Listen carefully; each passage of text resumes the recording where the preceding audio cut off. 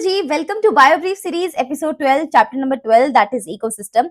First of all, I'm so glad and I'm so thankful to you guys that you are liking this series so much. मुझे बहुत सारे comments आते हैं daily basis पे कि दीदी ये सीरीज हमारे लिए लिटरली इतनी ज्यादा बेनिफिशियल है कि हम इसको हमने जस्ट एक बार ही लेक्चर देखा, रिवीजन भी नहीं करा हमने, लेकिन देखते ही हमसे पीवाईक्यूज ऐसे बन रहे हैं जैसे कि हमें बहुत टाइम से बायो आती हो। और ये कमेंट्स पढ़ के ना मेरा दिल खुश हो जाता है। मैं लेट नाइट ये जो तुम्हारे लिए लेक्चर शूट करती हूँ अपनी नींदें निकाल कर, मुझे लिटरली बहुत खुशी होती है जब लिटरली ऐसा लगता है कि हाँ रिजल्ट आ रहा है इस चीज का, आपको हेल्प हो रही है, बहुत ज्यादा हेल्प हो रही है। और पूरे यूट्यूब पर एकमात्र ऐसी सीरीज है जहां पर आपको कम ड्यूरेशन के अंदर पूरी डिटेलिंग के साथ पढ़ाया जा रहा है। और मुझे पता है तुम ऐसे ही लेक्चर्स फाइंड आउट कर रहे थे कि कम ड्यूरेशन भी ले कोई और मुझे डिटेलिंग भी दे, तो ये series is the bestest series. अगर आप सीबीएसई बोर्ड है तो डेफिनेटली सीबीएसई बोर्ड के लिए तो है ही ये। इसके अलावा अगर आप स्टेट बोर्ड से बिलोंग करते हैं जिसके पेपर आने वाले हैं और 10th डे की कहाँ से पढ़े, लेकिन अगर आपकी एनसीईआरटी फॉलो होती है आपके स्टेट बोर्ड में तो डेफिनेटली आप इस सीरीज को फॉलो कर लो, ब्लाइंडली फॉलो कर सकते हो अगर सिलेबस आपका सेम है तो। ठीक है, अगर आपने मेरे इस लेक्चर को अच्छे से देखा, साथ में आपने मेरे नोट्स को अच्छे से पढ़ लिया, बस इसके अलावा आपको और कुछ किसी भी चीज की जरूरत नहीं है। आप सारे के सारे पीवाईक्यूज कर सकते हो। इसके अलावा हम इस चैनल के ऊपर बहुत सारे लाइव सेशंस लेकर आने वाले हैं, मैराथन्स लेकर आने वाले हैं, बहुत सारे क्वेश्चन प्रैक्टिस सेशंस आने वाले हैं। तो प्लीज चैनल को सब्सक्राइब करके जरूर रखिए ताकि आपके पास नोटिफिकेशन आते रहे जब जब हमारे सेशंस होते रहे। ठीक है, ये सारे के सारे नोट्स जो है चैप्टर वाइज मिल रहे हैं, हर एक चैप्टर जो है उसमें इंक्लूडेड है। सिर्फ 99 रुपीज के अंदर सारे चैप्टर्स है, all chapter 1 to 13। Link description box में है। बहुत लिमिटेड टाइम ऑफर है क्योंकि मैंने आप लोगों के एग्जाम्स की वजह से इसके ऊपर ह्यूज डिस्काउंट लगाया है, लिटरली 75% ऑफ दिया है। 99 रुपीज में इतने सारे बच्चों ने भी लिए हैं, आप भी लो, क्योंकि इतने प्यारे नोट्स आपको मिलेंगे नहीं पहली बात तो कहीं पर, और रिविजन पर्पज से भी बहुत अच्छे हैं। और अगर आपको पूरा चैप्टर डिटेलिंग में भी पढ़ना है तो भी बहुत अच्छे हैं। तो अगर एनसीईआरटी पढ़ने का टाइम नहीं बचा है, जब वैसे तो है टाइम अभी, लेकिन इनकेस अगर ये लेक्चर तुम बहुत लेट देख रहे हो कि टाइम नहीं बचा है तो कोई बात नहीं, तुम इनको अच्छे से करके जा सकते हो इन नोट्स को। ठीक है, चलिए स्टार्ट करते हैं आज का लेक्चर हमारा इकोसिस्टम। देखिए पीछे वाले जो लेक्चर था हमारा ऑर्गेनिज्म एंड पॉपुलेशन, ये हमारी लास्ट यूनिट चल रही है। मैंने हर एक चैप्टर को चैप्टर वाइज 1 से लेके 13 तक सीरीज में ही करवाया आपको इस कंप्लीट सीरीज के अंदर। तो आप देख सकते हो उनकी रिकॉर्डिंग्स, प्लेलिस्ट का लिंक डिस्क्रिप्शन बॉक्स में। और अगर आपको रैपिड रिवीजन देखना है जिसमें हमने एक चैप्टर को 30 से 50 मिनट्स में कंप्लीट करा रखा है, उसका लिंक भी डिस्क्रिप्शन बॉक्स में उस प्लेलिस्ट का, तो please go and watch that, and detail के लिए आप इसको भी देख सकते हैं। ठीक है, चलिए तो इकोसिस्टम से पहले हमने लेक्चर करा था ऑर्गेनिज्म एंड पॉपुलेशन का, आई होप आप लोगों ने देख लिया होगा। तो अभी क्या है ना, हम इकोसिस्टम के बारे में बात करते हैं और क्या ये चैप्टर कहता है। देखो यार, इकोसिस्टम इस वर्ड का मतलब ही सबसे पहले समझना हमारे इस चैप्टर में सबसे पहला पड़ाव है कि इसको मतलब को तो समझो कि व्हाट इज इकोसिस्टम। तो व्हाट इज इकोसिस्टम से ही हम स्टार्ट करेंगे कि देखो हम लोग अपने आसपास की जो नेचर देख रहे हैं, वो नेचर की फंक्शनल यूनिट है इकोसिस्टम। मतलब जो हमारा नेचर वर्क कर रहा है ना, उस नेचर में कौन है ऐसी फंक्शनल यूनिट। जैसे कि हमारी बॉडी के अंदर फंक्शनल यूनिट कौन होती है, सेल होती है। जो चीजें सेल में चल रही है अल्टीमेटली वही चीज तो हमारी बॉडी में चल रही है, वही तो हम कहते हैं, क्योंकि हमारी बॉडी बनी ही किससे, सेल से है। अगर आपका घर का जो कोई पर्टिकुलर स्ट्रक्चर है तो घर के स्ट्रक्चर को बनाने के लिए, बिल्ड करने के लिए ब्रिक्स लगती हैं छोटी छोटी। तो उन ब्रिक्स एक आपकी स्ट्रक्चरल यूनिट होती है जहां से आपकी वो कंप्लीट बनी हुई है। तो नेचर के अंदर हम बोलते हैं ना, नेचर में ये हो गया वो हो गया, तो नेचर में ये सब चीजें कहाँ हो रही हैं, फंक्शनल जो यूनिट होती है जहां पर नेचर के सारे काम हो रहे हैं, वो फंक्शनल यूनिट कौन होती है, हमारी इकोसिस्टम होती है। इसके साथ साथ इकोसिस्टम कब बनता है, इकोसिस्टम में लिविंग ऑर्गेनिजम्स जो होते हैं वो इंटरैक्ट करते हैं आपस में भी कर सकते हैं, या वो अपने एनवायरनमेंट के साथ में भी इंटरेक्शन करते हैं। तो कभी भी अगर आपको इकोसिस्टम बनाना हो तो इकोसिस्टम हमेशा और हमेशा दो चीजों से ही बनता है, हमेशा इंटरेक्शन से बनता है बेसिकली। अब वो इंटरेक्शन दो चीजों के बीच में होगी ऑब्वियसली। अब वो हो सकता है दोनों लिविंग ऑर्गेनिज्म के बीच में इंटरेक्शन हो, स्पीसीज के बीच में हो गई या किसी के बीच में भी हो गई, या वो पर्टिकुलर ऑर्गेनिज्म जो है वो किसके साथ इंटरेक्ट करे, एनवायरनमेंट के साथ इंटरेक्ट करे, तो इकोसिस्टम बन सकता है। तो फिजिकल एनवायरनमेंट के साथ में या फिर लिविंग ऑर्गेनिज्म आपस में इंटरेक्ट करे तो हमारा इकोसिस्टम बनता है। और इस इकोसिस्टम का साइज जो होता है वो वेरी करता रहता है। अब ये सारी की सारी लाइन आपकी एनसीईआरटी से ही उठाई गई हैं, तो एनसीईआरटी को मतलब एनसीईआरटी में सब कुछ दिया हुआ है तो वही सब चीजें लिखी हुई है। जैसे कि अगर आपके पास में एक इकोसिस्टम आता है पॉन्ड का, तालाब का, तालाब भी एक इकोसिस्टम होता है। इकोसिस्टम अगर आपको फाइंड आउट करना है कि कौन सा इकोसिस्टम होता है, कौन होता है जो एक्चुअली में इकोसिस्टम कहलाता है, तो वहां पर आपको बहुत सी चीजें देखनी पड़ेंगी। वहां पर आपको एबायोटिक फैक्टर मिलेगा और बायोटिक फैक्टर मिलेगा। अगर दोनों फैक्टर्स वहां पर इन्वॉल्व्ड हैं तो ही आपका क्या होता है, इकोसिस्टम बनता है वहां पर। ए बायोटिक फैक्टर बोला मैंने और एक मैंने बोला बायोटिक फैक्टर। ए बायोटिक फैक्टर वो वाला फैक्टर होता है भाई जो कि एनवायरमेंटल फैक्टर है, हवा, पानी, ये सब कुछ, सनलाइट वगैरह। और बायोटिक फैक्टर में कौन आ जाते हैं? एनिमल्स आ जाते हैं, लिविंग ऑर्गेनिजम्स आ जाते हैं। ठीक है, तो ये वाले फैक्टर्स जब आपके पास में होंगे किसी इकोसिस्टम के अंदर, डेफिनेटली वो आपका इकोसिस्टम कहलाएगा। जैसे पॉन्ड होता है, पॉन्ड में खुद तालाब है, तालाब में पानी है, तो पानी एक एक तरीके से एबायोटिक फैक्टर हो गया। इसके साथ साथ इसमें प्लांट भी प्रेजेंट होते हैं, इसके साथ साथ में ऑर्गेनिजम्स भी प्रेजेंट है, मछलियां वगैरह भी होती है। तो इस तरीके से हमारे पास में ये एबायोटिक और बायोटिक फैक्टर्स होने की वजह से हमारा इकोसिस्टम रेडी होता है। लार्ज फॉरेस्ट भी हो सकता है भाई, ये लार्ज फॉरेस्ट है, इतना बड़ा फॉरेस्ट है, वो भी एक इकोसिस्टम ही है। तो हमारे जो इकोसिस्टम होता है ना, इसका जो साइज होता है वो वेरी कर सकता है। फॉरेस्ट में कैसे कि हवा भी होती है हमारे पास में, साथ-साथ में सनलाइट भी है, साथ-साथ में जितने भी ग्रीन प्लांट्स होते हैं और भी बहुत सारे जंगली जानवर होते हैं, तो ये सब कुछ होता है, सब कुछ मिल-मिला के हमारा क्या कहलाता है? इकोसिस्टम। ओशन के अंदर भी सेम चीज़ होती है, पानी वगैरह है एबायोटिक फैक्टर में, और बायोटिक फैक्टर में तो आपको पता ही है ओशन में कितने सारे ऑर्गेनिजम्स होते हैं। तो इस तरीके से हमारा जो इकोसिस्टम का जो साइज़ होता है वो वेरी कर सकता है, छोटे से पॉन्ड से लेकर बड़े से तालाब और छोटे से तालाब से लेकर बड़े से फॉरेस्ट एंड ओशन तक इसका साइज़ हो सकता है। ठीक है? अभी क्या होता है कि हमारा जो बायोस्फीयर होता है वो एक ग्लोबल इकोसिस्टम की तरह ट्रीट किया जाता है। हमारे पूरे बायोस्फीयर को हम एज़ अ ग्लोबल इकोसिस्टम की तरह ट्रीट करते हैं। अब कैसे? देखो, हमारे इकोसिस्टम जो होते हैं वो 3 प्रकार के होते हैं। पहला होता है टेरेस्ट्रियल, दूसरा होता है एक्वेटिक और तीसरा होता है मैन मेड। टेरेस्ट्रियल इकोसिस्टम वो वाले इकोसिस्टम होते हैं जहाँ पे देखो जैसे कि फॉरेस्ट हो गया, ग्रासलैंड हो गया, डेजर्ट एरिया हो गया, जहाँ पे पानी नहीं है भाई, सिंपल ज़मीन पे जो लोग रह रहे हैं आराम से, वो टेरेस्ट्रियल इकोसिस्टम होते हैं। एक्वेटिक इकोसिस्टम मतलब जहाँ पे पानी इन्वॉल्व्ड होता है, ऑब्वियसली पॉन्ड्स हो गए, लेक्स हो गए, रिवर्स हो गए, वेटलैंड्स, एस्चुरीज, ओशंस, है ना? एस्चुरीज क्या होती है? एस्चुरीज वो जगह होती है, वो प्लेस होता है जहाँ पर 2 नदियाँ आपस में आके मिल रही होती है। मैन मेड इकोसिस्टम मतलब जो हमने बनाया है इकोसिस्टम, ठीक है? जैसे कि मान लो कि मेरा मन करा मैं अपने घर में एक्वेरियम रखूं, तो एक्वेरियम मैंने बनाया ना, वो एक कोई तालाब नहीं है, तालाब एक डिफरेंट चीज़ है और एक्वेरियम एक डिफरेंट चीज़ है। वो मैंने बनाई है तो मैन मेड हो गया। क्रॉप फील्ड होता है, हमारे खेत वगैरह होते हैं, ये सब हम भी तो बनाते हैं, तो मैन मेड इकोसिस्टम्स अलग होते हैं। अब ऑब्वियसली उसके अंदर भी क्या है, एक्वेरियम में जब हमने रखा तो उसमें पानी है, ये बायोटिक फैक्टर, ठीक है? उसके अलावा हम ऑर्गेनिजम्स, मछलियाँ वगैरह भी रहती हैं, तो वो बायोटिक फैक्टर्स हो गए। तो इस तरीके से वो इकोसिस्टम एक तरीके का बिल्ड होता है वहाँ पर, ठीक है? अभी इकोसिस्टम में देखो मैंने बता दिया बायोटिक फैक्टर, एबायोटिक फैक्टर होता है। बायोटिक में लिविंग ऑर्गेनिज्म होता है, एबायोटिक के अंदर non living organism like air हो गया, वाटर हो गया, सॉइल हो गया, सनलाइट हो गया, ये सब कुछ होता है। अब एक हमारे पास टर्म आती है स्ट्रैटिफिकेशन। स्ट्रैटिफिकेशन का मतलब क्या होता है कि अगर आप किसी भी इकोसिस्टम में जाएंगे, लेट्स से कि हम फॉरेस्ट में जाते हैं, तो फॉरेस्ट में ना आपको मल्टीपल जो हाइट होती है, हाइट के अकॉर्डिंग आपको पेड़ जो होंगे ना अलग-अलग दिखाई देंगे। कुछ होंगे बहुत बड़े-बड़े पेड़, कुछ होंगे मीडियम साइज पेड़, कुछ होंगे बस छोटे-छोटे जो काइंड ऑफ श्रब्स भी मान सकते हो या फिर काइंड ऑफ हर्ब्स भी मान सकते हो आप, ऐसे होंगे। तो बेसिकली क्या होता है ना, हम हर एक डिफरेंट डिफरेंट स्पीसीज को क्या करते हैं, उनका वर्टिकल डिस्ट्रीब्यूशन कर रहे होते हैं डिफरेंट डिफरेंट लेवल के ऊपर। वर्टिकल डिस्ट्रीब्यूशन अगर मैं करती हूँ, जैसे कि मैंने ट्री को क्या कहा, ट्री को बोला कि भाई टॉप वर्टिकल स्ट्रेटा पे आएगा, ये एकदम टॉप पॉइंट पर है ट्री, ठीक है? उसके सेकंड लेयर पे कौन आता है? श्रब। फिर उसके लेयर पे नीचे कौन आता है? हर्ब। तो एक तरीके से एक लेयर बनाते जा रहे हैं, तो इनको हम स्ट्रैटिफिकेशन कहते हैं। समझ में आ रहे हो? स्ट्रैटिफिकेशन का मतलब कुछ भी नहीं, डिफरेंट डिफरेंट लेवल के ऊपर हमने क्या कर दिया, वर्टिकल डिस्ट्रीब्यूशन कर दिया। टॉप पर वो है ट्री, फिर नीचे श्रब आ गए, उसके नीचे हर्ब और ग्रासेस आ गई, वो बॉटम लेयर बना देते हैं। तो कुछ इस तरीके से हमने हमने क्या करी, लेयरिंग करी। लेयरिंग का मतलब ही स्ट्रैटिफिकेशन होता है। अभी बात करते हैं इकोसिस्टम के कंपोनेंट्स की। इकोसिस्टम के बहुत सारे कंपोनेंट्स होते हैं। जैसे हमने देखा कि एबायोटिक फैक्टर और बायोटिक फैक्टर मिलकर इकोसिस्टम बनाते हैं, तो बहुत सारे कंपोनेंट्स इन्वॉल्व होते हैं इकोसिस्टम में, क्योंकि ये जो आपस में इंटरेक्शन होता है इनका, बायोटिक और एबायोटिक फैक्टर का, तो कुछ तो हमें मिलता होगा ना उस चीज से। भाई इंटरेक्शन से क्या मिल रहा है? प्रोडक्टिविटी, हमारे पास में एक कंपोनेंट होता है जो इकोसिस्टम का के अंदर होता है। डिकम्पोजिशन होता है, एनर्जी फ्लो होता है, न्यूट्रिएंट साइकिल होता है। ये 4 मेजर कंपोनेंट्स होते हैं जो पूरा चैप्टर आपका कंसाइज वे में समझा रहे होते हैं। तो पूरे चैप्टर के अंदर सिर्फ आपको ये 4 चीजें ही पढ़नी है, जहां से आपको पता है डिकम्पोजिशन से सबसे ज्यादा सवाल आते हैं, एनर्जी फ्लो से सवाल आते हैं, प्रोडक्टिविटी से सवाल आते हैं। मैं आपको बता दूंगी कहाँ-कहाँ से इनके अंदर भी कौन-कौन सी मोस्ट इंपोर्टेंट डेफिनेशंस होती है, मोस्ट इंपोर्टेंट चीजें जहां से सवाल हर साल आता ही आता है। ठीक है?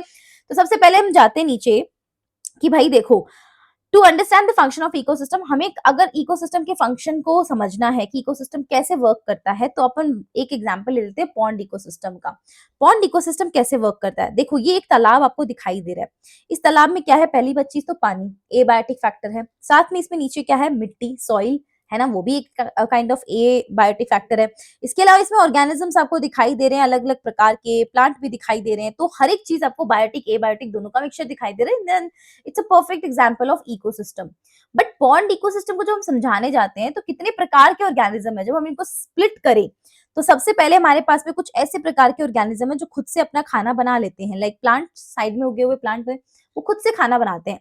दे आर फोटो ऑटोट्रॉफ्स, या अपना खाना सनलाइट से बनाए, ऑटोट्रॉफ्स भी आप इसको बोल सकते हो। तो ये ऑटोट्रॉफ्स होते हैं हमारे पास में, जैसे कि फाइटोप्लैंक्टन हो गया, फाइटोप्लैंक्टन भी होते हैं हमारे पास में ऑटोट्रॉफ, है ना। एल्गी होती है, वो भी एक ऑटोट्रॉफ ही है, खुद से खाना बनाती है। सबमर्ज्ड और मार्जिनल प्लांट, मार्जिनल प्लांट आप देख रहे हो, जो आपका पॉन्ड होता है ना, उसके किनारों के ऊपर उगे हुए प्लांट जो होते हैं वो मार्जिनल प्लांट होते हैं, और सबमर्ज्ड जो होते हैं, आप अंदर देख पा रहे हो, नीचे जो डूबे हुए प्लांट होते हैं वो सबमर्ज्ड प्लांट होते हैं।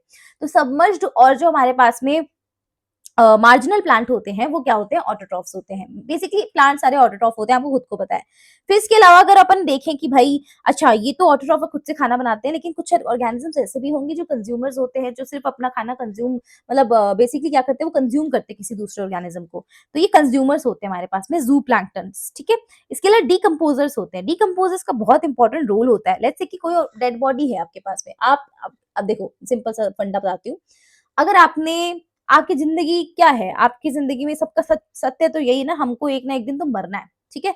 हर एक लिविंग ऑर्गेनिज्म एक ना एक दिन मरेगा और वो वापस मिट्टी में मिल जाता है। सुनिए कहावत, मिट्टी से आया मिट्टी में जाता है, तो वो कहावत सुनिए, वो सच है बिल्कुल, क्योंकि डीकम्पोजर्स यही काम तो कर रहे हैं, ठीक है। डीकम्पोजर्स में कौन आ रहा है, फंगी, बैक्टीरिया, फ्लैजिलेटेड ऑर्गेनिजम्स आते हैं, वो सब आ जाते हैं, डीकम्पोजर्स होते हैं।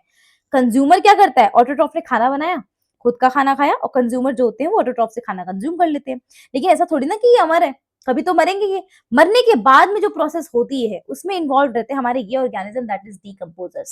समझ पा रहे हो, ये है डीकम्पोजर जो मरने के बाद की प्रोसेस में इन्वॉल्व रहते हैं। इनसे जो भी इन्होंने न्यूट्रिशन लिया है, इनकी बॉडी में से फिर से न्यूट्रिशन निकालकर मिट्टी में डाल देना, that is the function of decomposers, जिसमें major decomposers are fungi and bacteria, ठीक है। अब इकोसिस्टम में एनर्जी फ्लो कैसे चलता है, देखो ये सन है आपका, सन क्या होता है, मेन एनर्जी सोर्स है सभी इकोसिस्टम में एक्सेप्ट दी वाटर इकोसिस्टम, क्योंकि पानी का जो इकोसिस्टम होता है, जो ओशन वाला बेसिकली होता है, समुद्रों के अंदर बहुत ज्यादा जो गहराई वाले समुद्र होते हैं उनके अंदर स्पेशली, उनके अंदर सनलाइट पहुंच नहीं पाती, बहुत ज्यादा गहराई तक नहीं पहुंच पाती, तो sun is not the main source of energy in that type of organisms, sorry in that type of ecosystems, ocean वाले इकोसिस्टम में। लेकिन बाकी सब जगह पे सन ही है मेजर सोर्स ऑफ एनर्जी, वहीं से हमें एनर्जी मिल रही है। ये सनलाइट को एब्जॉर्ब करके हमारे जो प्रोड्यूसर्स होते हैं, मतलब जो हमारे प्लांट होते हैं, वो खाना बनाते हैं। अब वो खाना बना रहे हैं इसलिए वो प्रोड्यूसर्स है, क्योंकि खाना प्रोड्यूस कर रहे हैं। ये करने के बाद में इस खाने को कौन खाता है, प्राइमरी कंज्यूमर्स खाते हैं। तो प्राइमरी कंज्यूमर ने, प्राइमरी क्यों बोलते हैं हम उसको, क्योंकि इस प्लांट को सबसे पहली बारी किसने कंज्यूम करा, इस रैबिट ने कंज्यूम करा, लेट्स से, तो ये प्राइमरी कंज्यूमर हमारे पास हो जाता है। तो कंज्यूमर की लिस्ट जो होती है हमेशा प्लांट के बाद में स्टार्ट होती है, प्लांट सबसे पहले नंबर पे आ जाता है, उसके बाद में कंज्यूमर की लिस्ट स्टार्ट होती है। तो अगर आपसे कोई बोले कि कंज्यूमर नंबर 1 कौन है, कंज्यूमर नंबर 2 कौन है, तो आपको कैसे बताना होगा, प्लांट जहां पे भी है उसके जस्ट आगे देख लो, सारे लोग कंज्यूमर ही कंज्यूमर है आपके पास में। Consumer number 1, consumer number 2, consumer number 3, आप देख पा रहे हो यहाँ पर आपके सांप आ जाता है, फिर है ना सेकेंडरी कंज्यूमर। उसके बाद में आपके पास में ये आ जाता है, उल्लू है ये, है ना, तो टर्शियरी कंज्यूमर हो जाएगा। फिर ये एक ऐसा पॉइंट आता है कि जब जहां पर क्या होता है कि एक मैक्सिमम कंज्यूमर वाली लिस्ट पहुंच जाती है। फिर वो एक टाइम पे ऐसा भी तो आएगा ना कि वो भाई वो मरेगा, ये कंज्यूमर मरेगा, ये जो कंज्यूमर है वो मर जाएगा। मरने के बाद में इसकी बॉडी को डिकम्पोज करना पड़ेगा। मतलब आपको पता है आपकी बॉडी ना पैक होके आती है, ठीक है। जैसे आपको गिफ्ट मिलते हैं वो पैक होकर आपको मिल रहे होते हैं। घर पे आके गिफ्ट को अनपैक करते हो, जैसे आजकल वो गेट रेडी विथ मी वाली वीडियोस बन रही हैं, तो पहले वो लड़कियां क्या करती है ना, गेट रेडी विथ मी बनाती हैं, और पहले वो बहुत ट्रेंड चला था, ठीक है। मैंने भी बहुत कुछ बना रखा है गेट रेडी विथ मी, अगर आपको देखना हो अपने एग्जाम्स के बाद, not now, Ekta this side is my YouTube channel ठीक है, तो वहां पर देख सकते हो। तो वहां पे मैं ऐसी फालतू फालतू हरकतें करती रहती हूँ जो मुझे थोड़ी थोड़ी पसंद है, तो है ना, अपनी लाइफ को फिल्म करना। तो क्या होता है, गेट रेडी विथ मी में हम जो है वो रेडी हो गए, दिखा दे थोड़ा थोड़ा, ये देखो ऐसे ऐसे रेडी होते हैं। एंड देन आजकल फिर एक नया ट्रेंड और बन गया, आजकल हमने बना दिया unready with me, gate unready with me. तो वो अनरेडी के अंदर क्या होता है ना कि जो भी मेकअप वेकअप करा होता है सब उतार लेते हैं, ज्वेलरी पहनी होती है सब उतार लेते हैं, तो इस तरीके से अनरेडी होता है। वैसे ही हमारा होता है कि ऑर्गेनिज्म की जो बॉडी होती है ना वो पैक्ड होती है, उसमें न्यूट्रिएंट्स होते हैं, वो अपने पूरे लाइफ स्पैन में बहुत सारे न्यूट्रिएंट्स गेन करता है, खाना खाता है तब, ठीक है, क्योंकि वो इन सबको कंज्यूम कर रहा है। कंज्यूम क्यों कर रहा है? अपने न्यूट्रिशन के लिए कंज्यूम कर रहा है, तो इसमें बहुत सारे न्यूट्रिशन आ जाते हैं। फिर उसके एक टाइम पे क्या होता है, ये मर जाता है, तो मर जाने के बाद में प्रकृति इतनी पागल नहीं है, नेचर इतनी पागल नहीं है कि अपने रिसोर्सेज को वेस्ट जाने दे। ये न्यूट्रिएंट्स बहुत ज्यादा कीमती होते हैं, इसलिए डीकम्पोजर्स आते हैं और इसकी बॉडी में से सारे न्यूट्रिएंट्स जो होते हैं वो निकाल के वापस से मिट्टी में डाल देते हैं। मिट्टी में क्यों डालते हैं? क्योंकि मिट्टी के अंदर होते हैं प्लांट हमारे, है ना, तो मिट्टी से ही प्लांट जो होते हैं वो अपना सारा न्यूट्रिशन जो होते हैं प्लांट को भी चाहिए, न्यूट्रिएंट्स प्लांट को भी चाहिए, तो प्लांट वहीं से तो अब्सॉर्ब कर रहे हैं, तो सारा का सारा न्यूट्रिशन जो होता है, न्यूट्रिएंट्स जो होते हैं वो मिट्टी में चले जाते हैं, प्लांट अब्सॉर्ब कर लेता है। ये ऐसी कहानी चलती है, एनर्जी का ऐसे फ्लो हमारे इकोसिस्टम के अंदर चल रहा होता है। सबसे पहला हम कंपोनेंट पढ़ लेते हैं। देखो 4 कंपोनेंट है ना, productivity, decomposition, energy flow and nutrient cycle. ठीक है, तो ये सब चीजें अपन पढ़ लेते हैं। पहला हमारा कंपोनेंट आता है प्रोडक्टिविटी। देखो प्रोडक्टिविटी क्या होती है? प्रोडक्टिविटी होता है रेट ऑफ प्रोडक्शन। ठीक है, प्रोडक्टिविटी क्या है? Rate of production. प्रोडक्शन क्या होता है? प्रोडक्शन का मतलब देखो, अंग्रेजी भाषा समझो, बायो मत समझो इसको, अंग्रेजी समझो। प्रोडक्शन मतलब बनाना, कुछ तो बन रहा होगा यहाँ पर, तो बनाने को हम बोल रहे हैं प्रोडक्शन। तो क्या बन रहा है यहाँ पर? कौन प्रोड्यूस कर रहा है? अगर थोड़ा सा बायो घुसाए तो कौन प्रोड्यूस करता है हमारे हमारे यहाँ पर? हमारे यहाँ पे प्रोड्यूसर एक ही होते हैं। प्रोड्यूसर भाई साहब कौन है हमारे यहाँ पे? हमारे प्लांट होते हैं प्रोड्यूसर भाई साहब। भाई प्लांट क्या करते हैं? वो अपना खाना प्रोड्यूस करते हैं सनलाइट की हेल्प से, तो ये प्रोड्यूसर है। अब वो प्रोड्यूस करके खाना प्रोड्यूस करे तो वो क्या, दो ही चीजें होंगी, या तो वो अपना ग्राम के अंदर आप इसको, वेट के अंदर भी आप इसको मेजर कर सकते हो, या फिर आप इसको एनर्जी के फॉर्म में मेजर कर सकते हो खाने को, है ना। तो अगर आप वेट के फॉर्म में करते हो तो ग्राम हो जाएगा, अगर आप एनर्जी के फॉर्म में करते हो तो किलो कैलोरी हो जाएगा। ग्राम मतलब जी लिखा हुआ है यहाँ पर, ये मीटर स्क्वायर है, ठीक है, मीटर इनवर्स स्क्वायर, ठीक है, तो ये हमारे पास हो जाता है। तो बेसिकली हम ग्राम में भी मेजर कर सकते हैं इसके प्रोडक्शन को, क्योंकि ऑब्वियसली वेट के अंदर अगर हमने किया तो ग्राम में ही करना पड़ेगा। किलो कैलोरी में भी कर सकते हैं क्योंकि प्लांट एनर्जी भी प्रोड्यूस कर रहा है। तो प्रोडक्शन तो ये हो गया कि भाई इस चीज को प्रोड्यूस कर रहा है, बट कितने मीटर स्क्वायर एरिया में प्रोड्यूस कर रहा है ये भी तो पता होना चाहिए हमें, कि भाई ये एक इतने पर्टिकुलर मीटर स्क्वायर एरिया के अंदर इतनी एनर्जी प्रोड्यूस कर रहा है, तब होगा हम बताएंगे हाँ इसका प्रोडक्शन इतना है। ये इतने मीटर स्क्वायर एरिया को यूज करके इतना ग्राम प्रोडक्ट निकाल रहा है तो प्रोडक्शन इतना है, इसको हम बोलते हैं प्रोडक्शन। और क्योंकि प्लांट होते हैं, सबसे पहले प्लांट ही होते हैं जो सबसे पहली बार प्रोडक्शन करते हैं ये, इसलिए उसको बोलते हैं प्राइमरी प्रोडक्शन। तो ये है प्राइमरी प्रोडक्शन जो सनलाइट की हेल्प से हो रहा होता है, बायोमास जो प्रोड्यूस होता है प्लांट के थ्रू पर यूनिट एरिया, उसको हम बोलते हैं प्राइमरी प्रोडक्शन। अब इसी प्राइमरी प्रोडक्शन को, यानी कि जो पर यूनिट एरिया जो भी चीजें प्रोड्यूस हो रही है, चाहे वो एनर्जी हो चाहे वो बायोमास हो, जो भी चीजें प्रोड्यूस हो रही है पर यूनिट एरिया, वो पर ईयर भी आप काउंट अगर कर लो, आप पर ईयर कितनी है, पर ईयर अगर आप देखने लग जाओगे तो दैट इज प्रोडक्टिविटी। तो productivity is nothing but just rate of biomass production. Biomass के प्रोडक्शन का रेट कितना है, ठीक है, पर ईयर हम काउंट कर रहे होते हैं प्रोडक्टिविटी को। आई बात समझ में? Gram metre square, metre inverse square sorry, upon अपन को ईयर भी करना होता है। समझ पा रहे हो? तो हम एक साल में देख रहे होते हैं कि कितना होता है। प्रोडक्टिविटी होती है रेट। अब प्रोडक्टिविटी दो प्रकार की होती है, ग्रॉस प्राइमरी प्रोडक्टिविटी, एक होती है net primary productivity. Gross primary productivity, एक ये तो सिंपल सा फंडा है, अगर आपने कभी देखा हो, कभी सुना हो, ऐसे इधर उधर की कोई वीडियो देख ली हो आपने, तो ग्रॉस सैलरी होती है लोगों की एंड नेट सैलरी होती है, कि भाई आपका टोटल सैलरी बताओ कितना है, और उसमें से कट पीट के जो भी टीडीएस वीडीएस कटता है, कट कटा के तुम्हारे पास कितना आता है, इन हैंड कितना आता है वो बताओ। ठीक है, तो हमारे पास में बेसिकली प्रोडक्टिविटी में भी दो तरीके की प्रोडक्टिविटी होती है। प्लांट से पूछा जाता है कि तुम कितना टोटल प्रोड्यूस करते हो, सनलाइट का यूज करके तुम कितना ऑर्गेनिक मैटर टोटल बना रहे हो, वो होती है ग्रॉस प्राइमरी प्रोडक्टिविटी। और इसकी रेट ऑब्वियसली है ना, तो कितना रेट क्या है तुम्हारा उस ऑर्गेनिक मैटर को प्रोड्यूस करने का व्हाइल डूइंग द फोटोसिंथेसिस, तो वो होगा प्रोडक्टिविटी। हम रेट क्यों यूज कर रहे हैं? क्योंकि प्रोडक्टिविटी कर रहे हैं, तो प्रोडक्टिविटी हमेशा क्या होती है? रेट होती है। ठीक है, तो रेट हम यूज कर रहे हैं। तो अगर हमें टोटल बायोमास के प्रोडक्शन की रेट पूछ लूं मैं इससे, या टोटल ऑर्गेनिक मैटर के प्रोडक्शन की रेट पूछ लूं during photosynthesis, that is GPP, gross primary productivity. अगर मैं बोल दूं कि भाई देखो ठीक है, मतलब जो ग्रॉस प्राइमरी प्रोडक्टिविटी है, प्लांट ने सब कुछ बहुत सारा प्रोड्यूस करा, लेकिन प्लांट इतना पागल नहीं है ना कि सब कुछ प्रोड्यूस करके तुमको दे देगा। उस वो खुद के लिए भी तो कुछ रखेगा ना, कुछ अमाउंट उसका भी होता है, या ह्यूज अमाउंट आप बोल सकते हो, ह्यूज अमाउंट प्लांट का भी होता है जो प्लांट अपने लिए यूटिलाइज करता है। भाई प्लांट खुद भी तो रेस्पिरेशन करता है, उसको खुद भी तो एनर्जी चाहिए, खुद भी तो उसको बहुत ज्यादा खर्चा चाहिए, है ना। तो एनर्जी उसको भी चाहिए, इसलिए वो जितना भी वो प्रोड्यूस करता है उसमें से मैक्सिमम वो खुद के लिए रखता है, और थोड़ा बहुत वो वहां पर डाल देता है। कहाँ पर? मतलब जो भी अपने लिए यूज कर लेता है, बचा कुचा जो होता है वो नेट में आ जाता है। समझ पा रहे हो कि भाई आपको कुछ लेट्स से कि 10 टॉफी का पैकेट दिया गया, अब उस 10 टॉफी के पैकेट के अंदर से तुमने क्या करा, तुमने कहा कि भाई मैं तो 6 या 7 अपने लिए रखूंगा, बाकी 3 है तुम ले जाओ। तो क्या हो गया, 10 तो आपके पास टोटल थी, लेकिन 10 में से आपने अपने पास लेट्स से कि 7 रख ली, 7 टॉफीज रख ली। अब इसके अंदर से जो बची वो कितनी है, 3, तो ये आप लोगों को दे दो, ये नेट हो गया। तो इस 10 टोटल में से आपने ये निकाली बाहर, तो टोटल में से आपने क्या माइनस करा, जो अपने लिए निकाला वही तो माइनस करा, 10 में से 7 माइनस करा। तो अपने लिए क्या निकाला यहाँ पर प्लांट ने, यहाँ पर प्लांट ने कहा है कि देखो भाई मैं रेस्पिरेशन करता हूँ, मैं अगर फोटोसिंथेसिस करके ऑक्सीजन निकाल रहा हूँ ना, तो मुझे, मैं भी एक लिविंग ऑर्गेनिज्म हूँ, मुझे भी ऑक्सीजन, मुझे भी सॉरी रेस्पिरेशन की जरूरत है। जब तक मैं रेस्पिरेशन नहीं करूंगा तब तक मेरा काम नहीं चलेगा। तो मुझे रेस्पिरेशन करने के लिए एनर्जी लगती है, और वो एनर्जी मैंने जो प्रोड्यूस करी ना, मैं उसी में से तो लूंगा, क्योंकि मैं आपको भी एनर्जी दूं, खुद को भी एनर्जी दूं, तो पहले तो खुद का पेट भर लूं, फिर तो आपका पेट भरूं। तो इसमें क्या होता है, ये ह्यूज अमाउंट ऑफ जीपीपी जो भी ये प्रोड्यूस करता है, उसके अंदर से ये ह्यूज अमाउंट जो होता है वो अपने लिए यूज कर लेता है, रेस्पिरेशन में यूज कर लेता है। इन रेस्पिरेटरी लॉसेस को हटाकर जो हमारे पास बचता है, that is net primary productivity. इसको हम लिखा GPP minus R, R for respiratory losses is equal to NPP, net primary productivity. इसका मतलब होता है कि जो एनपीपी बची है ना, अब ये है तुम्हारे यूज के लिए। This is the available biomass for consumption to heterotrophs. जो हेटेरोट्रॉफ्स आते हैं हमारे पास में, है ना, सॉरी,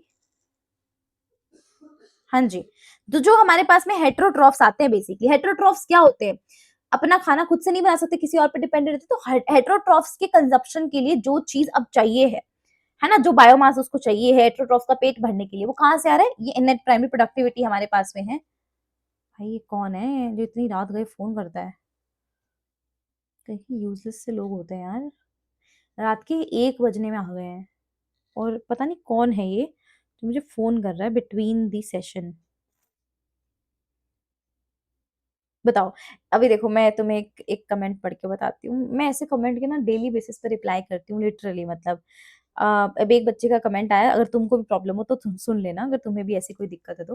कमेंट आया है ऐसा कि मैम झूठ तो सही से बोला करो, वहां तो नोट्स 399 के हैं। अरे बेटा, एआई के जमाने में जी रहा है यार तू, एआई के जमाने में जी के इतना पढ़ा लिखा होकर सीबीएसई में पढ़ा रहे हैं, इंग्लिश मीडियम में बच्चे को पढ़ा रहे हैं, माँ बाप क्या सोचेंगे कि तुमको इंग्लिश मीडियम में इसीलिए पढ़ाया था कि तुम्हें वहां ऐड टू कार्ट का ऑप्शन नहीं दिखा, या ऐड टू कार्ट पे तुम्हारे हाथ नहीं चले, तुम्हारे ऐसे तो चैट पे बड़े चल जाते हैं, इंस्टाग्राम पे स्क्रोलिंग पे बड़े चल जाते हैं, ऐड टू कार्ट पे क्लिक तो कर ले। ऐड टू कार्ट पे क्लिक नहीं करेंगे, लेकिन पहले क्लिक, हाँ लिंक पे क्लिक, ओ 399, मैम तो झूठ बोल रही है।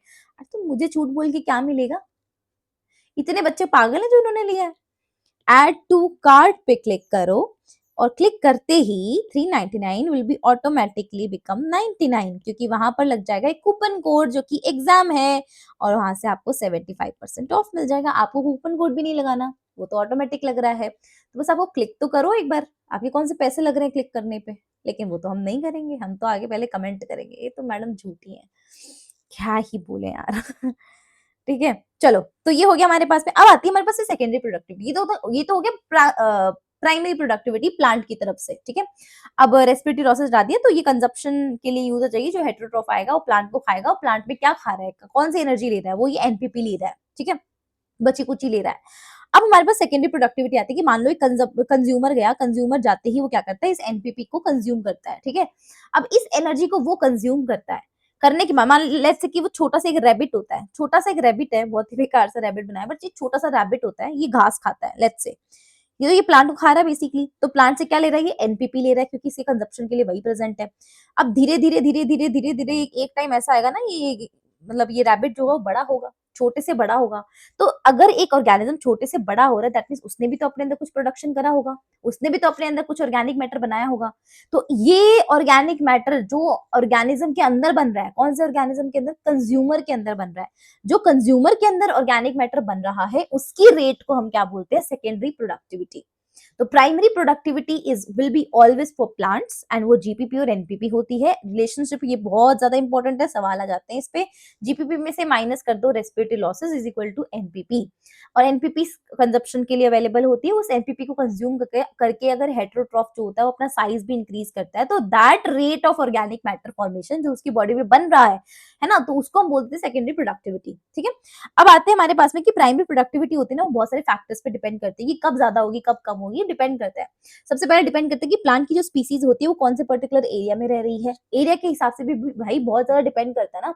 एक एरिया पे सनलाइट बहुत अच्छी आती है तो प्रोडक्टिविटी अच्छी है, सनलाइट कम आ रही तो नहीं है अच्छी, है ना। तो इस तरीके से भी होता है। साथ में एनवायरमेंटल फैक्टर्स भी बहुत ज्यादा उसकी वैरायटी के हो सकते हैं। एनवायरमेंटल फैक्टर भी बहुत ज्यादा इंपॉर्टेंट रोल प्ले करते हैं कि जहां एनवायरमेंट, जैसे सनलाइट के एग्जाम्पल मैंने लिया, एक एनवायरमेंटल फैक्टर है, अगर ज्यादा है तो प्लांट की प्रोडक्टिविटी अच्छी। जैसे एक और फैक्टर हम ले सकते हैं पानी, जहाँ पे पानी अच्छा है, जहाँ पर मतलब मिट्टी अच्छी है बहुत ज्यादा, इन सारे फैक्टर्स पे डिपेंड करता है ना हमारा प्लांट की उसकी प्रोडक्टिविटी, की प्लांट जितना अच्छा अच्छे तरीके से ग्रो करेगा प्रोडक्टिविटी उतनी अच्छी आएगी। अब प्लांट को ग्रो करने के लिए क्या चाहिए? हवा, पानी, खाद, मिट्टी, ये सब तो चाहिए। यही सब कुछ अच्छे से मिल पाएगा उसको, सनलाइट अच्छे से मिल पाएगी तो क्यों नहीं ग्रो करेगा। तो ये फैक्टर्स होते हैं कुछ, एंड साथ में न्यूट्रिएंट्स की कितनी अवेलेबिलिटी है मिट्टी के अंदर, साथ में फोटोसिंथेटिक कैपेसिटी क्या है प्लांट की, ये भी तो डिपेंड करता है। अब भाई मैं आज तुमको कितने भी लेक्चर दे दूं, कितना भी मैं तुम्हारे लिए हार्ड वर्क कर दूं, मैं कितना भी तुम्हारे लिए रात को जाकर तुम्हारे लिए शूट करूं, कुछ भी करूं, मैं तुम्हें कितना भी मटेरियल दे दूं, अगर तुमने 2 से 4 बार रिविजन नहीं करा बायो का एटलीस्ट, तो फिर क्या फायदा? क्या मतलब हुआ?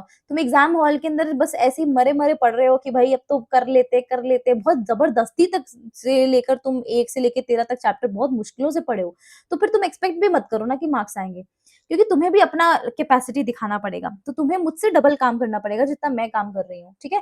तो वो चीज हो जाती है कि भाई फोटोसिंथेटिक कैपेसिटी पे भी डिपेंड करता है प्लांट की, कि तुमने कितना ही सनलाइट दे दो, कितना ही पानी दे दो, फर्क नहीं पड़ता उससे। अगर प्लांट की ही खुद की कैपेसिटी नहीं है तो कहाँ से फोटोसिंथेसिस हो जाएगा, चाहे आप कितने भी एक्सटर्नल फैक्टर्स ले आओ, है ना। सेम चीज तुम पे भी अप्लाई होती है।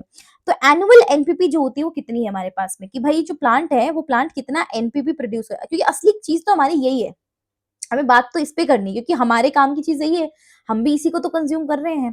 तो ये एनुअली कितना प्रोड्यूस होता है, हर साल कितना प्रोड्यूस होता है? सबसे पहले बात करें तो पूरे बायोस्फीयर के अंदर हर साल जो होता है 170 बिलियन टन। ड्राई वेट हम बात कर रहे हैं, यहाँ पर वेट वेट की बात नहीं कर रहे हैं। ड्राई वेट में पूरे बायोस्फीयर में 170 बिलियन टन्स जो होती है वो एनुअल एनपीपी होती है पूरे बायोस्फीयर में। लेकिन अगर हम ओशन की बात करें तो ओशन में 55 बिलियन टन होती है, जबकि ओशन हमारे पूरे अर्थ का 70% एरिया घेरते हैं। 70% एरिया ऑक्यूपाई करने के बावजूद भी इतनी ज्यादा कम क्यों है प्रोडक्टिविटी? क्योंकि इसके अंदर न्यूट्रिएंट बहुत ज्यादा लो होते हैं, न्यूट्रिएंट कंटेंट बहुत ज्यादा कम है, नाइट्रोजन बहुत कम है मेनली। ठीक है, नाइट्रोजन बहुत कम होता है इस वजह से होता है। तो यहाँ से एआर बेस्ड क्वेश्चन भी बन सकते हैं कि बताओ ओशंस में, ओशन इतना एरिया घेरते हैं फिर भी उनके अंदर प्रोडक्टिविटी इतनी क्यों कम होती है? क्योंकि इसमें न्यूट्रिएंट्स कम होते हैं। ठीक है, लैंड जो होती है उसकी रेस्ट प्रोडक्टिविटी होती है, जितनी भी बच गई इनमें से लैंड की प्रोडक्टिविटी होती है, एनुअल प्रोडक्टिविटी। ठीक है, अब आते हैं हमारे पास में दूसरे कंपोनेंट की तरफ से, that is decomposition. What is decomposition? Unpack करना, अनरेडी करना। जो एक ऑर्गेनिज्म की बॉडी एकदम से पैक्ड थी, न्यूट्रिएंट्स थे उसके अंदर, अब उसको डीकंपोजर्स आते हैं जो कि बैक्टीरिया और फंगस होते हैं, वो आके उसकी बॉडी खोलते हैं जब उसकी बॉडी डेड हो जाती है। तो खोलने के बाद उससे न्यूट्रिशन सारा सक कर लेते हैं। ये एक इजी वे है समझने का, ऑफ कोर्स आपको ये जाके लिखना नहीं है कॉपी में, जस्ट इजी वे है समझने के लिए कि डिकम्पोजिशन क्या होता है। ब्रेक डाउन करना, कॉम्प्लेक्स चीजें जो उसकी बॉडी में प्रेजेंट है। देखो हमारी बॉडी में आज सारी की सारी कॉम्प्लेक्स ऑर्गेनिक मैटर प्रेजेंट है। कॉम्प्लेक्स ऑर्गेनिक मैटर जो होता है उसको सिंपलेस्ट ऑर्गेनिक सब्सटेंसेस में, simplest inorganic substances, not in organic, organic में फिर भी बॉन्ड्स वगैरह होते हैं, सिंपलेस्ट इनऑर्गेनिक सब्सटेंस, ऐसा कि उसको फटाफट से एब्जॉर्ब किया जा सके, जैसे भी उसको ठिकाने लगाया जा सके उस मिनरल को जो भी हमने निकाला है। तो जितना कॉम्प्लेक्स ऑर्गेनिक मैटर होगा उससे हम क्या बनाएंगे? इनऑर्गेनिक सब्सटेंस, जैसे कि CO2 H2O न्यूट्रिएंट वगैरह ये सब बना लेते हैं अपन। ठीक है, मिनरल्स वगैरह। अब देखो कैसे करते हैं डीकम्पोजिशन। जैसे कि कोई कोई भी डेड मटेरियल होता है, वो एनिमल का भी हो सकता है, कोई प्लांट भी हो सकता है कोई प्लांट की बॉडी होती है वो डेड हो गई हो, उसके पत्ते वगैरह डेड हो गए हो। तो अगर वो डेड हो गए हैं, प्लांट की बॉडी चाहे एनिमल की बॉडी हो, इनके रिमेन्स जो होते हैं, डेड रिमेन्स, उनको हम बोलते हैं डेट्राइटस। जो कचरा होता है मरा हुआ कचरा होता है, डेड होता है, उसको डेट्राइटस कहते हैं। और ये डेट्राइटस ही as a raw material behave करता है फॉर डिकम्पोजिशन। अब रॉ मटेरियल क्या होता है, सब्जी बनानी है मुझे अगर मान लो आलू की, तो आलू की सब्जी के लिए मुझे रॉ मटेरियल आलू लगेगा, टमाटर लगेगा, या और भी जो भी चीजें हमें मसाले की रिक्वायरमेंट होती है सब कुछ लगेगा, राइट। तो ये सब चीजें मेरे लिए रॉ मटेरियल है, जिसको कच्चा पड़ा है अभी, उसको करना है अभी इसके ऊपर काम। तो ये रॉ मटेरियल होता है डिकम्पोजिशन के लिए। डिकम्पोजिशन की प्रोसेस यहीं से स्टार्ट होती है। डिकम्पोजिशन के स्टेप्स होते हैं कुछ बहुत ही ज्यादा इंपॉर्टेंट है, मैं आपको लिख कर दे रही हूँ, यहाँ से सवाल जरूर आएगा, किसी भी टाइप का सवाल आए, चाहे कोई भी टाइप का छोटा मोटा, लेकिन आएगा। स्टेप्स ऑफ डिकम्पोजिशन देखिए, सबसे पहले होता है फ्रेगमेंटेशन, फिर होता है leaching, catabolism, humification and mineralization. ठीक है, ये 5 स्टेप्स होते हैं, अभी के भी याद कर लो। Fragmentation, leaching, catabolism, humification and mineralization. ये 3 स्टेप्स जो होते हैं इसमें से, इन पांचों में से ये जो 3 स्टेप्स होते हैं, एक साथ साथ ही ऑपरेट कर रहे होते हैं। ऑल स्टेप्स ऑपरेट साइमल्टेनियसली, है ना, एक साथ साथ ही ऑपरेट कर रहे होते हैं। देखो कैसे, फ्रेगमेंटेशन में क्या होता है कि हमें एक ना डेट्राइटस मिला। डेट्राइटस मतलब मान लेते हैं कि प्लांट का डेड रिमेन या एनिमल का डेड रिमेन। मान लेते हैं प्लांट में एक पत्ती थी, वो नीचे गिर गई, उससे निकल के पेड़ से टूट के नीचे गिर गई, दैट मीन्स कि वो पत्ती मर गई, है ना। अब पत्ती अकेले तो सर्वाइव नहीं कर सकती ना, प्लांट के ऊपर होगी, पेड़ पे होगी, तभी तो लहलाती रहेगी पत्ती। अब नीचे गिर गई तो मर गई, हमारे लिए वो क्या हो गई, डेट्राइटस हो गई है। अब इस पत्ती को, मरी हुई चीज को हमें क्या करना है, छोटे छोटे पीसेस में ब्रेक डाउन करना है, मतलब इसमें जो भी कॉम्प्लेक्स मटेरियल है उसको मुझे सिंपलेस्ट इनऑर्गेनिक सब्सटेंस में कन्वर्ट करना है। तो सबसे पहले मुझे स्टार्टिंग करनी पड़ेगी इस पत्ती के छोटे छोटे टुकड़े करना, इसके स्मॉलर स्मॉलर पार्टिकल्स करना, ठीक है। तो इस डेट्राइटिस के स्मॉल पार्टिकल्स मतलब मैंने इस छोटी पत्ती के टुकड़े करे हैं, फिजिकल पार्टिकल्स करे हैं, ठीक है। तो मैंने पत्ती को तोड़ दिया छोटे छोटे टुकड़ों में, और ये काम कौन करता है, अर्थवर्म करता है। अर्थवर्म क्या होता है, डेट्रीवोरस होता है। डेट्रीवोरस जैसे कि कार्निवोरस होते हैं, हर्बीवोरस होते हैं, हर्बीवोरस हर्ब्स को खाते हैं, कार्निवोरस जो होते हैं मांस मछली खाते हैं। तो वैसे हमारे डेट्रीवोरस होते हैं, वो डेट्राइटस को खाते हैं, जैसे कि अर्थवर्म हो गया, उसने छोटे छोटे टुकड़े कर दिए। अब हमारे पास में लीचिंग आती है। लीचिंग में क्या होता है ना कि जो भी water insoluble, sorry water soluble inorganic nutrients होते हैं, वो क्या करते हैं, सॉइल के हॉरिजॉन्स के अंदर चले जाते हैं, और वो जाके अनअवेलेबल सॉल्ट्स के रूप में प्रेसिपिटेट हो जाते हैं। सॉइल के हॉरिजॉन का मतलब क्या होता है, हमारी जो सॉइल होती है ना वैसे हॉरिजॉन्स में प्रेजेंट होती है, ठीक है। जैसे कि सॉइल की लेयर्स होती हैं कुछ, ठीक है, ए लेयर हो गई, बी लेयर हो गई, या सी लेयर होगी, या आप ऐसे इसको उल्टा भी बोल सकते हो, ऊपर ए लेयर हो गई, नीचे बी लेयर होगी, नीचे सी लेयर होगी। कुछ इस तरीके से सॉइल की ना लेयर्स प्रेजेंट होती हैं। तो इन सॉइल की लेयर्स में, हॉरिजॉन्स में जाकर ये जो वाटर सॉल्युबल जो होते हैं, क्योंकि वाटर सॉल्युबल है इसीलिए सॉइल के हॉरिजॉन में गए हैं। वाटर सॉल्युबल जो भी इनऑर्गेनिक न्यूट्रिएंट्स होते हैं, वो ऑटोमेटिकली सॉइल हॉरिजॉन्स में चले जाएंगे और प्रेसिपिटेट हो जाएंगे जाकर अनअवेलेबल सॉल्ट्स के रूप में, वो कभी भी अवेलेबल नहीं होंगे। तो ये हमारे पास लेट्स से कि कुछ ऐसे हैं इनऑर्गेनिक न्यूट्रिएंट्स जो कि वाटर सॉल्युबल है, पानी में घुलने वाले हैं, वो मिट्टी में चले जाते हैं, अनअवेलेबल बन जाते हैं। कैटाबॉलिज्म क्या होता है, इसके नाम से तो चल रहा है, कट कट लगा दो एकदम से। तो बैक्टीरिया फंगी आते हैं, उनके जो एंजाइम होते हैं वो वर्क करते हैं इस डेट्राइटस के ऊपर, और इस डेट्राइटस को क्या करते हैं, डिग्रेड कर देते हैं, और इसमें से जितने भी, इसको कन्वर्ट किस में कर देते हैं, इनऑर्गेनिक सब्सटेंस में कन्वर्ट कर देते हैं। तो बेसिकली क्या होता है कि हमारी पत्ती जो होती है, सबसे पहले केचुआ आया, छोटे छोटे पीसेस तोड़ दिए, फ्रेगमेंटेशन हो गया, डेट्रीवोरस ने कर दिया। लीचिंग में से अब क्या होगा, छोटे छोटे जो टुकड़े हो गए हैं, इसमें से कुछ वाटर सॉल्युबल इनऑर्गेनिक सब्सटेंस होंगे, वाटर में घुलने वाले इनऑर्गेनिक सब्सटेंस होंगे, न्यूट्रिएंट्स होंगे, वो मिट्टी के हॉरिजॉन में चले जाएंगे, और जो बचा हुआ हमारे पास में होगा कुछ, उसके ऊपर बैक्टीरिया एंड फंगी जो हमारे डिकम्पोजर्स होते हैं वो आके काम करेंगे, और वो अपने एंजाइम रिलीज करेंगे। एंजाइम रिलीज करने के बाद उसकी बॉडी जो होती है वो डिग्रेड होना स्टार्ट करती है। बॉडी डिग्रेड होगी तो उसमें से क्या मिलेंगे मुझे, सिंपल इनऑर्गेनिक सॉल्ट्स।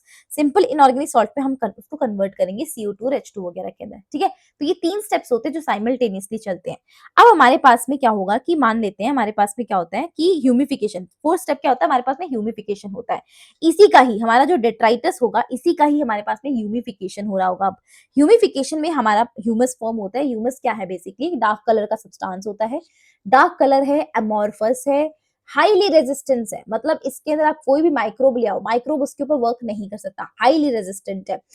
आपके पास में डिकम्पोजिशन जो होगा इसका बहुत स्लो रेट पे चलेगा, मतलब ह्यूमस एक ऐसी चीज है जिसके ऊपर अगर बैक्टीरिया, फंगस, ये जो बड़े बड़े डिकम्पोजर्स है, मेन डिकम्पोजर्स है जो आपके एंजाइम्स लाके इस पे रिलीज करते हैं, उसकी बॉडी को डिग्रेड करते हैं। ह्यूमस एक ऐसी चीज है कि आप इन चाहे कितने भी बैक्टीरिया और इनको ले आओ, ये इतना रेजिस्टेंट होता है कि इसके ऊपर कोई भी एक्शन नहीं कर पाएगा। इसको डिग्रेड करने की क्षमता या कैपेसिटी जो होगी, या इसका जो प्रोसेस होगा बहुत एक्सट्रीमली स्लो रहेगा। तो बेसिकली ह्यूमस जो होता है इसमें डिकम्पोजिशन क्या रहता है, एक्सट्रीमली स्लो रहता है। ठीक है। कोलॉइडल होता है क्योंकि ये कोलॉइडल है, इसलिए क्या होगा, ये एक्ट करता है as a reservoir of minerals, मतलब इसमें बहुत सारे मिनरल्स की खदान होती है बेसिकली। तो ह्यूमस जो होता है वो डार्क कलर का है, एमॉर्फस है, बहुत ज्यादा हाई रेजिस्टेंट है माइक्रोबियल एक्शन के प्रति, और एक्सट्रीमली स्लो रेट है इसमें डिकम्पोजिशन की, और साथ में कोलॉइडल होता है, कोलॉइडल है नेचर में, इस वजह से इसके अंदर बहुत सारे न्यूट्रिएंट्स इकट्ठा होते हैं। ठीक है जी, बहुत सारे न्यूट्रिएंट्स जो होते हैं, इसका रिजर्वोयर ये कोलॉइडल मतलब ये ह्यूमस होता है। नंबर 5 स्टेप हमारे पास आता है मिनरलाइजेशन। मिनरलाइजेशन में क्या होता है कि हमारे पास में जो ह्यूमस होता है उसको बाद में डिग्रेड भी किया जा सकता है ना, ह्यूमस को बाद में डिग्रेड कर सकते हैं हम by micros to release an inorganic nutrients. ठीक है, तो इन ऑर्गेनिक न्यूट्रिएंट्स को बाहर रिलीज करने के लिए ह्यूमस में से हम करते हैं मिनरलाइजेशन। ठीक है जी, तो ये 5 स्टेप्स हैं, बहुत इंपॉर्टेंट है, और डिकम्पोजिशन की प्रोसेस जितनी भी होती है इसको करने के लिए हमें ऑक्सीजन की रिक्वायरमेंट लग रही होती है। Very very easy. अगर ऑक्सीजन कहीं पर कम है तो डिकम्पोजिशन ढंग से नहीं हो पाएगा या कम होगा, अगर ऑक्सीजन ज्यादा मिल रही है तो डिकम्पोजिशन ऑब्वियसली फास्ट होगा। लेकिन इसके अलावा भी कुछ फैक्टर्स होते हैं जो डिकम्पोजिशन की रेट को चेंज कर सकते हैं, कम भी कर सकते हैं, फास्ट भी कर सकते हैं। कौन से वो फैक्टर्स हैं?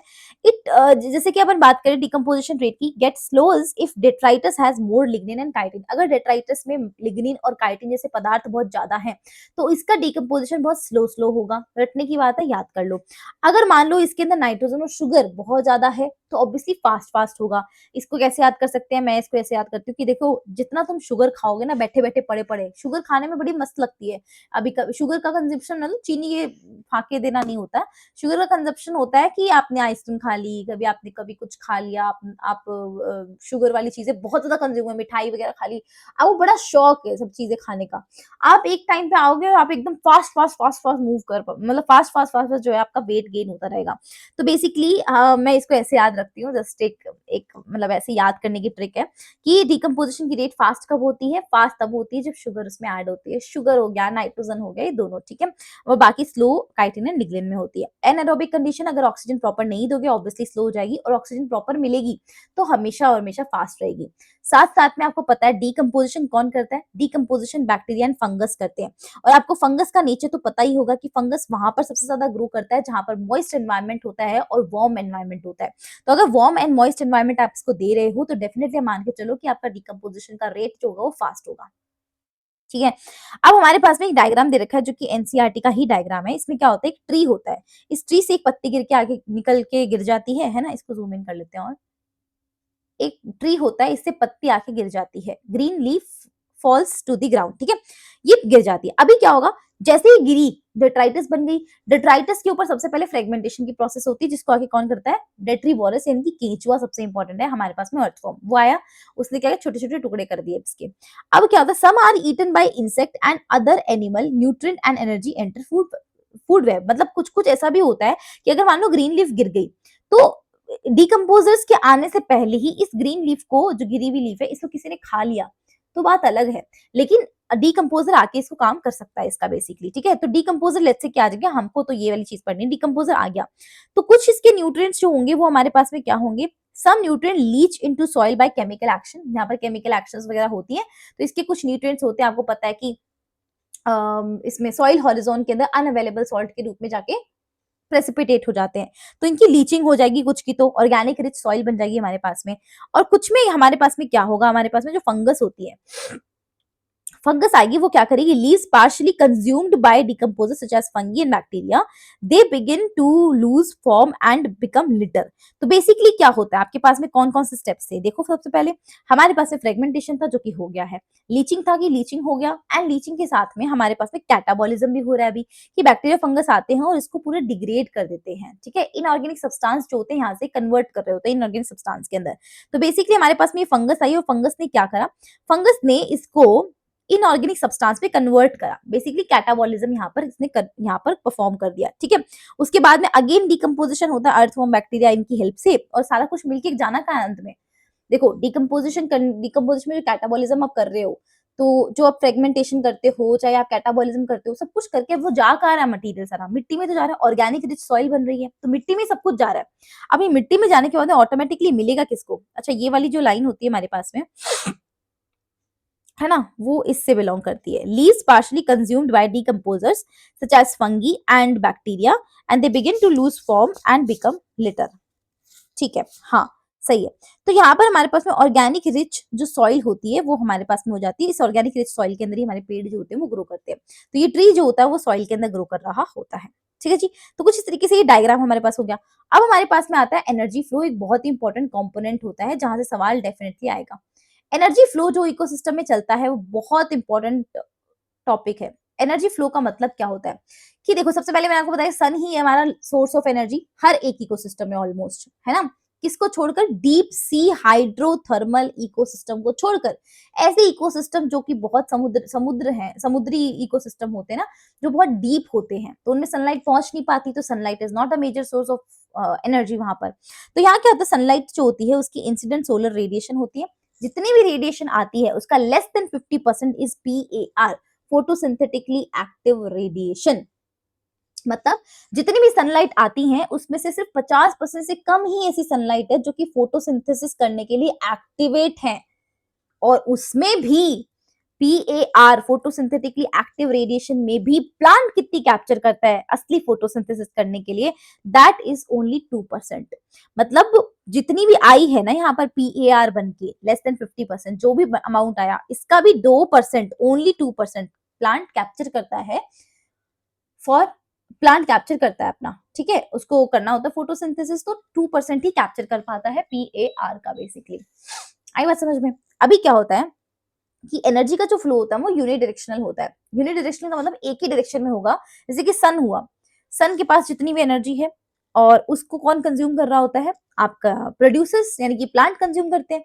प्लांट की एनर्जी को कौन कंज्यूम करता है? कंज्यूमर्स कंज्यूम करते हैं। तो बेसिकली एनर्जी जो होती है फ्लो में चलती जा रही है। यहाँ पर ऐसा नहीं है कि वो इधर भी गई, इधर भी गई, उधर भी गई, ब्रांचेस ब्रांचेस नहीं है, सीधा एक सटीक डायरेक्शन यहाँ पर वर्क कर रहा होता है। कोई भी एनर्जी, मार्क माय वर्ड, कहीं पर भी किसी भी लेवल पर किसी भी टाइप के ऑर्गेनिज्म में एनर्जी कभी ट्रैप नहीं होती है। आप ये मत समझना, अब वो एक आपने पढ़ा होगा ना एनर्जी वाला, एक वो आता है थर्मोडायनेमिक्स में आता है क्या वो, एक तो लॉ होता है कहीं पर, तो वो उसमें ऐसा बताते हैं कि एनर्जी ना तो प्रोड्यूस की जाती है ना तो खत्म होती है, एनर्जी को सिर्फ ट्रांसफर किया जा सकता है, कुछ ऐसा सा तो लॉ है वहां पर, थर्मोडायनेमिक्स में आ गया ना। तो उसमें क्या होता है कि एनर्जी जो है कभी भी खत्म नहीं होती है। अगर एक ऑर्गेनिज्म एंड हो गया है, मान लो एक ऑर्गेनिज्म में उसमें डेट्राइटिस बन गया है, वो मान लो कि वो उस ऑर्गेनिज्म में डेथ हो गई है, तो उसमें प्रेजेंट जितनी भी एनर्जी होती है ना वो आगे ट्रांसफर होगी। आप ऐसा मत समझना उसकी खत्म होने के साथ खत्म हो गई है, एनर्जी कभी खत्म नहीं होती है। एनर्जी जो होती है हमेशा कभी भी ट्रैप नहीं होगी एक ऑर्गेनिज्म के अंदर फॉर एवर के लिए। ये बात हमेशा आपको ध्यान रखनी है। कभी भी डेथ ऑर्गेनिज्म की होगी तो आपकी एक फूड चेन स्टार्ट हो जाती है। आपको पता है कि जब भी किसी ऑर्गेनिज्म की डेथ हो जाती है तो वो ऑर्गेनिज्म क्या बन जाता है? डेट्राइटिस बन जाता है। उस डिट्राइटिस पे वर्क करने के लिए कौन आते हैं? हमारे बैक्टीरिया, फंगस वगैरह ये आते हैं, है ना, केचुआ आता है, ये सब मतलब डीकम्पोजर्स वगैरह आते हैं, तो वो वाली पूरी एक्शन हमारी स्टार्ट हो जाती है। तो जब डीकम्पोजर्स, जब भी कोई ऑर्गेनिज्म की डेथ होती है तो बेसिकली वो एक फूड चेन की स्टार्टिंग होती है, जो फूड चेन हम देख नहीं पाते हैं बेसिकली। तो उस फूड चेन की स्टार्टिंग कहाँ से हुई? ये जो बैक्टीरिया, फंगस होते हैं ना, डीकम्पोजर्स होते हैं, वो आके सीधे धावा बोलते हैं इसके ऊपर। तो ये होती है detritus food chain. Detritus food chain बोल दो, और ऐसी बहुत सारी फूड चेन मिलकर फूड वेब बना रही होती हैं। मतलब मान लेते कि ये वाला जो फूड चेन है, लेट्स से सन होता है वो प्रोड्यूसर, प्रोड्यूसर से कंज्यूमर, ठीक है, ये काइंड ऑफ फूड चेन है। अब ऐसी बहुत सारी फूड चेन आएंगी हमारे पास में, फूड चेन बहुत सारी मिल जाती है तो क्या बन जाता है? एक फूड वेब बन जाता है। तो बेसिकली एक ऑर्गेनिज्म की डेथ से DFC की स्टार्टिंग होती है, डेट्राइटस फूड चेन की स्टार्टिंग होती है। आई बात समझ में? ठीक है। अभी अपन प्रोड्यूसर की बात करते हैं कि प्रोड्यूसर हमारे पास में कौन कौन से होते हैं। ऑब्वियसली प्लांट्स है, ग्रीन प्लांट्स हैं। टेरेस्ट्रियल प्लांट में आपको पता ही है हर्बेशियस प्लांट और वुडी प्लांट होते हैं हमारे पास में, ग्रीन प्लांट्स, ठीक है। एक्वेटिक प्लांट में फाइटोप्लैंक्टन हो गया, एल्गी हो गया, और हायर प्लांट में होते हैं जो कि एक्वेटिक प्लांट्स होते हैं। कंज्यूमर की मैं बात करूं तो कंज्यूमर जो होते हैं इनको हम हेटेरोट्रॉफ भी बुलाते हैं। अभी ऐसी कोई बातें नहीं जिसको आपको समझाया जाए, जस्ट एक 9th-10th की बात है, प्रोड्यूसर कंज्यूमर, है ना, ये हो गया। अभी एनर्जी देखो, आप हर एक ट्रॉफिक लेवल पे घटती जा रही है। मैंने आपको लास्ट वाला चैप्टर अगर आपने देखा हो तो वहाँ पे ट्रॉफिक लेवल समझाया था। ट्रॉफिक लेवल का मतलब ये होता है, लेट्स से कि प्रोड्यूसर है, इस प्रोड्यूसर ने अपना ये प्लांट है, ठीक है, इसने अपने एनर्जी मतलब फोटोसिंथेसिस करा। अब इस प्रोड्यूसर को कंज्यूम करने के लिए कंज्यूमर नंबर 1 आता है, कंज्यूमर नंबर 2 आता है, कंज्यूमर नंबर 3 आता है। ऐसे करके एक फूड चेन चल रही है कि भाई तुम मुझ पर डिपेंडेंट हो, मैं तुम पर डिपेंडेंट हूँ, ऐसा। तो यहाँ पर इसके, क्योंकि ये खाना क्या है, खुद से बना रहा है अपना फोटोसिंथेसिस करके, तो इसका ट्रॉफिक लेवल नंबर 1 है। ये एक ट्रॉफिक का मतलब ही क्या, खाने से रिलेटेड है। तो बेसिकली ट्रॉफिक लेवल्स क्या होते हैं? Based on the source of organisms nutrition. अगर आप देखोगे कि कोई एक पर्टिकुलर ऑर्गेनिज्म का न्यूट्रिशन क्या है, उसका सोर्स क्या है, उसके बेसिस पर हम क्या कर देते हैं, उस ऑर्गेनिज्म को उस फूड चेन में एक स्पेसिफिक प्लेस अलॉट कर देते हैं कि भाई साहब आइए, आपको फर्स्ट नंबर पे बिठाएंगे, आपको सेकंड नंबर पे बिठाएंगे। किस बेसिस पे हमने इसको फर्स्ट और सेकंड बोला? क्योंकि प्लांट को हमने फर्स्ट पे इसलिए बिठाया क्योंकि प्लांट एकमात्र ऐसी चीज है जो किसी और से खाना ले नहीं रहा है, कंज्यूम नहीं कर रहा है, वो बना रहा है अपने अंदर, तो वो ऑब्वियसली प्रोड्यूसर हुआ, तो वो ट्रॉफिक लेवल नंबर 1 है, वो फर्स्ट लेवल पे बैठेगा। अब प्लांट किसी और का खाना बनेगा, मतलब कोई और ऑर्गेनिज्म आएगा जो प्लांट को कंज्यूम करेगा, तो बेस्ड ऑन देयर फूड, है ना, तो अभी वो जो प्लांट को कंज्यूम करेगा वो सेकंड पे आ जाएगा ऑटोमेटिकली, क्योंकि फर्स्ट पे तो प्लांट है, उसको कंज्यूम करने वाला थर्ड पे आ जाएगा। तो बेसिकली इनका जो food material, based on what kind of food material they are consuming, उसके बेसिस पे हम क्या कर देते हैं, इनके एक लेवल्स डिसाइड कर लेते हैं। ठीक है, लेवल्स वाले से ना मेरे को वो आ गया आज याद, है ना, लेवल निकलेगा उसका जो यहाँ खड़ा रहेगा,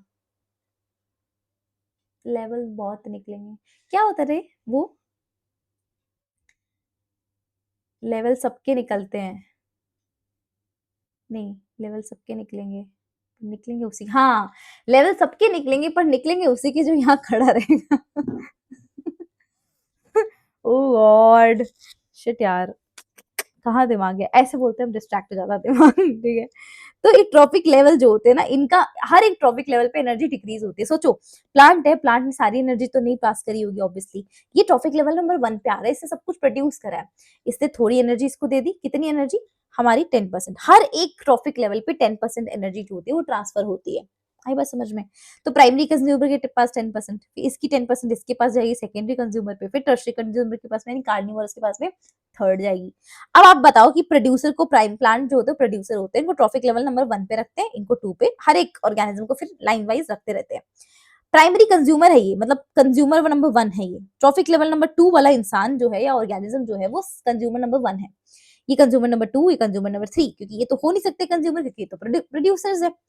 अब ये क्योंकि हर्बीवोरस है तो हम इसको कार्निवोरस नहीं कह सकते, तो कार्निवोरस नंबर 1 कौन है, सेकेंडरी कंज्यूमर। तो इससे कंफ्यूज मत होना कि भाई trophic level number 3 consumer number 2 और कार्निवोरस नंबर 1, तो 1 2 3 में कंफ्यूज मत होना, बड़ा सिंपल सा बेसिक सा है ये। ठीक है, ट्रॉफिक लेवल नंबर 2 जो हमारे पास में होता है वो टेरेस्ट्रियल भी हो सकता है, एक्वेटिक भी हो सकता है। आपको पता है प्राइमरी कंज्यूमर्स जो होते हैं, है ना, जो प्लांट को कंज्यूम कर रहे होते हैं, प्लांट से अपना खाना लेते हैं, तो टेरेस्ट्रियल हमारी धरती के ऊपर कौन प्रेजेंट है, लैंड के ऊपर कौन प्रेजेंट है, सम इंसेक्ट्स, बर्ड्स, मैमल्स, ये क्या होते हैं, टेरेस्ट्रियल होते हैं। एक्वेटिक कौन होता है, मॉलस्क होता है, ये एनसीईआरटी के एग्जांपल्स हैं। एक्वेटिक कंज्यूमर्स कौन से हैं, प्राइमरी कंज्यूमर मॉलस्क होते हैं जो प्लांट को कंज्यूम कर रहे होते हैं। ट्रॉफिक लेवल मैंने आपको समझा ही दिया है ना। हमारे पास में फूड चेन की जब बात आती है तो फूड चेन में एनसीईआरटी में एक और एग्जांपल है, दैट इज दो टाइप की फूड चेन्स होती हैं, ग्रेजिंग फूड चेन होता है और एक हमारे पास होती है डीएफसी, डिट्राइटस फूड चेन। आपको इसको रटने की जरूरत ही नहीं है। ग्रेजिंग फूड चेन, ग्रेजिंग करना मतलब चरना, यानी कि वहां पर प्लांट से रिलेटेड कुछ है, प्लांट को ही कोई कैटल होगी या कोई गोट होगी, बकरी होगी या गाय होगी, कुछ तो होगा वो जो चर रहा होगा उसको। ठीक है, ग्रेजिंग फूड चेन जो प्लांट से स्टार्ट होती है। डिट्राइटस फूड चेन में आपको सीधा सीधा पता है, डिट्राइटस मतलब कोई भी डेड ऑर्गेनिज्म के रिमेन से स्टार्ट हो रही है वो। तो ग्रेजिंग फूड चेन के अंदर हमारे पास में ग्रास जो होती है that is a producer, let's say कि उसमें 1000 जूल एनर्जी है, उसको कंज्यूम करने वाली प्राइमरी कंज्यूमर इज गोट, बकरी है, बकरी है, और उसको कंज्यूम करने, बकरी को कंज्यूम करने वाला मैन है, ह्यूमन बीइंग। ठीक है, ये एग्जांपल है ना। तो अभी क्या हो गया कि लेट्स से कि हमारे पास एक ग्रास में 1000 जूल एनर्जी है, और आगे बकरी में कितनी एनर्जी जाती है, जब बकरी इसको कंज्यूम करने आती है तो बकरी में कितनी एनर्जी ट्रांसफर होती है 1000 की 10%, 10%, 10% हमारे पास में कितना हुआ, हमारे पास में 100 जूल। ठीक है जी, तो 100 जूल हमारे पास में बकरी के पास आ गया। अब 100 का भी 10% कर दो, 100 मल्टीप्लाई बाय 10%, 10% परसेंट हटाओगे तो 100 आ जाएगा नीचे, तो कितना हुआ 10 जूल, तो 10 जूल हो गई, ह्यूमन बीइंग के पास पहुंच गई। तो बेसिकली जीएफसी के अंदर कुछ इस तरीके से एनर्जी ट्रांसफर होती है। और आपको बता दूं एक चीज कि किसी भी ऑर्गेनिज्म के अंदर ये जीएफसी का ना एक लिमिट होता है कि भाई यहाँ पर ट्रॉफिक लेवल ना 3 से 4 ही होंगे, इससे ज्यादा नहीं हो सकते हैं। क्यों नहीं हो सकते, क्योंकि ट्रॉफिक लेवल, हर ट्रॉफिक लेवल पे एनर्जी डिक्रीज हो रही है जीएफसी में। अगर हर ट्रॉफिक लेवल पे जीएफसी में मेरी एनर्जी डिक्रीज हो रही है, तो ऑब्वियसली 3 या 4 से ज्यादा तो नहीं हो पाएंगे, क्योंकि चौथे लेट्स से कि इसका भी 10% आगे ट्रांसफर हो जाता है, इसके बाद फिर कितनी एनर्जी बच जाएगी, बचेगी ही नहीं। इसके बाद बचेगी नहीं एनर्जी, तो कहाँ पे ट्रांसफर करोगे तुम? तो अगर एनर्जी है ही नहीं तो वो ऑर्गेनिज्म ही कैसे जिंदा रहेगा, तो वो अपना फूड चेन ही नहीं बना पाएगा। इसलिए नंबर ऑफ ट्रॉफिक लेवल्स जो जीएफसी में होते हैं, जीएफसी ग्रेजिंग फूड चेन, वो रेस्ट्रिक्टेड होते हैं 10% लॉ की वजह से, ठीक है। लेकिन जो डीएफसी होती है ना, उसके पास ऐसी कोई लिमिट्स नहीं होती है। DFC does not have any limits, उसके पास कोई लिमिट नहीं, क्योंकि वहां पे 10% रूल, 10% जो एनर्जी रूल होता है वो लागू नहीं होता, क्योंकि 10% रूल जो होता है वो यहाँ पर प्लांट वगैरह से, यहाँ से स्टार्ट होता है, प्रोड्यूसर से। तो प्रोड्यूसर के अंदर की जितनी एनर्जी होती है उसका 10% हमारे पास में, कंज्यूमर के पास, प्राइमरी के पास, एंड प्राइमरी का 10% सेकेंडरी के पास। But DFC always start from detritivores, तो वहां उन्हें कोई ऐसी एनर्जी सोर्स नहीं है वहां पर उनके पास में कि वो ऐसे एनर्जी को ट्रांसफर करे, तो उनके पास कोई भी 10% रूल फॉलो नहीं होता। 10% लॉ जो होता है एनर्जी ट्रांसफर का, only 10% of energy transfer to each trophic level, ये मैंने आपको बता दिया, हर ट्रॉफिक लेवल पे 10% ही ट्रांसफर होता है। इन एन इकोसिस्टम, जो एक्वाटिक इकोसिस्टम है, GFC is the major conduit of energy flow. मतलब अगर मान लो कि तुम्हारे पास एक ऐसा इकोसिस्टम है जो आपका एक्वाटिक इकोसिस्टम है, पानी में प्रेजेंट इकोसिस्टम है ना, पानी वाला इकोसिस्टम, मतलब पानी है वहां पर, पानी में प्रेजेंट जो सबमर्ज्ड प्लांट होते हैं या फिर जो भी टाइप के प्लांट है, वाटर वाटर वाले एक्वाटिक प्लांट वगैरह होते हैं, एक्वाटिक ऑर्गेनिजम्स होते हैं। अगर आप इनकी बात करो, एक्वाटिक पर कंप्लीट इकोसिस्टम की बात करो, तो वहां GFC is the major conduit. अब इसको याद कैसे करोगे, मैं ऐसे याद रखती हूँ कि पानी जो होता है ना, पानी से लड़कियां डरती हैं, मतलब मैं तो डरती हूँ, ठीक है, मुझे डर लगता है पानी से। मुझे ऐसा लगता है, मैं बचपन से मुझे थोड़ा फोबिया है कि मैं जब अपने बाल धोती थी ना, तो मैं अपने बालों को ऐसे, अगर मैं ऐसे बैठी हूँ और मैं बालों के ऊपर ऐसे पानी गिराती हूँ, शैम्पू कर रखा है मैंने बढ़िया से, और पानी गिराऊंगी, तो ऑब्वियसली शैम्पू के झाग होते हैं और झाग नीचे उतरते ना, मुझे ऐसा लगता है मैं डूब रही हूँ कहीं पर। मुझे पता नहीं ऐसा क्यों फोबिया था, और आज भी मुझ पे कोई बाल्टी भर के अगर पानी डाल दे ना, तो मैं वहीं थोड़ा-सा घबरा सी जाती हूँ। एंड एक बार मैं बीच पे चली गई थी गलती से, है ना? और मैं जितना पागल हुई हूँ वहाँ जाके, मैंने एक कसम खा ली कि मुझे बीच पे नहीं जाना। लेकिन मुझे पता है मैं इस कसम को तोड़ के फिर से जाऊँगी एक बार बीच पे, क्योंकि मुझे बीच पे जाना पसंद है। बट जो लोग मुझे धक्का देते हैं ना कि चल मेरे साथ यहाँ, तू तू भी आ, यहाँ पर मज़े लो, यहाँ पर बीच पे आके थोड़ा-सा एन्जॉय करो, थोड़ा आगे जाओ बीच में। भाई नहीं जाना, मुझे नहीं उन लहरों से खेलना, मैं नहीं गीला होना पसंद करती हूँ, हैं? मुझे नहीं पसंद है भाई। मुझे बस उसको देखना पसंद है, उसकी लहरों को एन्जॉय करना पसंद है। वो शांत बीच हो, कोई ना हो वहाँ पर और मैं हूँ बस, मुझे वो पसंद है। I don't like that. मैं डर गई थी, पता है, मैं थोड़ा-सा आगे चली गई थी, है ना? One of my friend was there, तो शी टोल्ड मी कि चलो आगे चलते हैं। तो मैं आगे चली गई एंड भाई मेरे को लिटरली इतनी प्रॉब्लम हुई है ना, उसकी इतनी बड़ी लहर आई ना कि मेरा हाथ, मैंने उसका हाथ पकड़ रखा था एंड मैं एकदम ऐसे उल्टी हो गई है ना और मैं गिर गई। मैं अपने आप को संभाल नहीं पाई, मुझे लगा मैं डूब चुकी हूँ।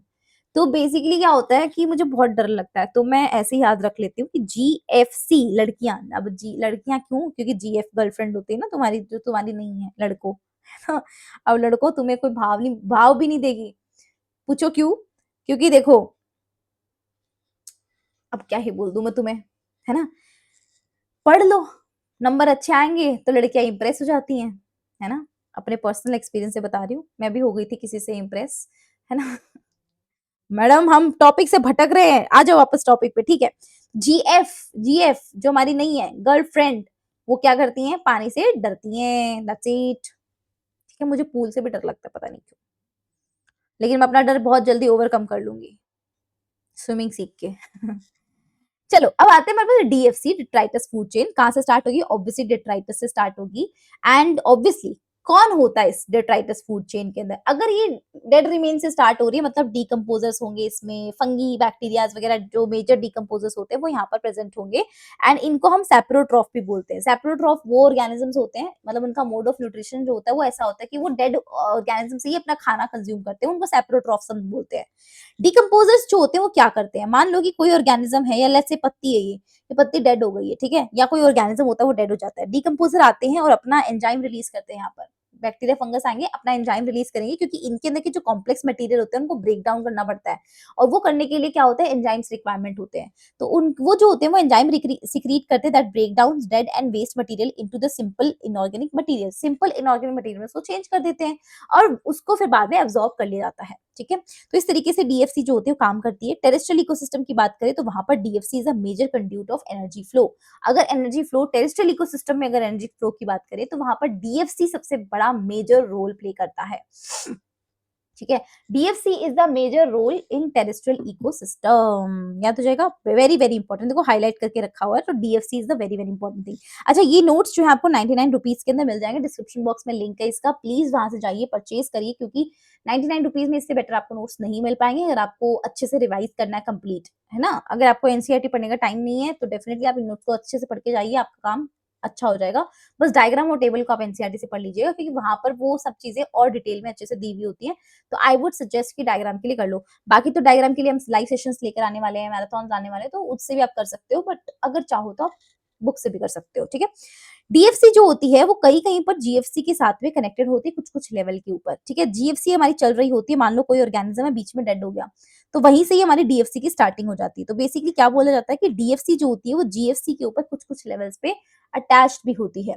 सम organisms of DFC are prey to GFC animals, GFC के जो एनिमल्स होते हैं वो कुछ जीएफसी एनिमल्स के लिए डीएफसी के एनिमल्स क्या होते हैं, प्रे की तरह बिहेव करते हैं। मतलब जीएफसी के एनिमल जो है ना वो क्या करते हैं, शिकार की तरह बिहेव करते हैं और वो डीएफसी वालों को खा जाते हैं, ठीक है, ऐसा भी होता है।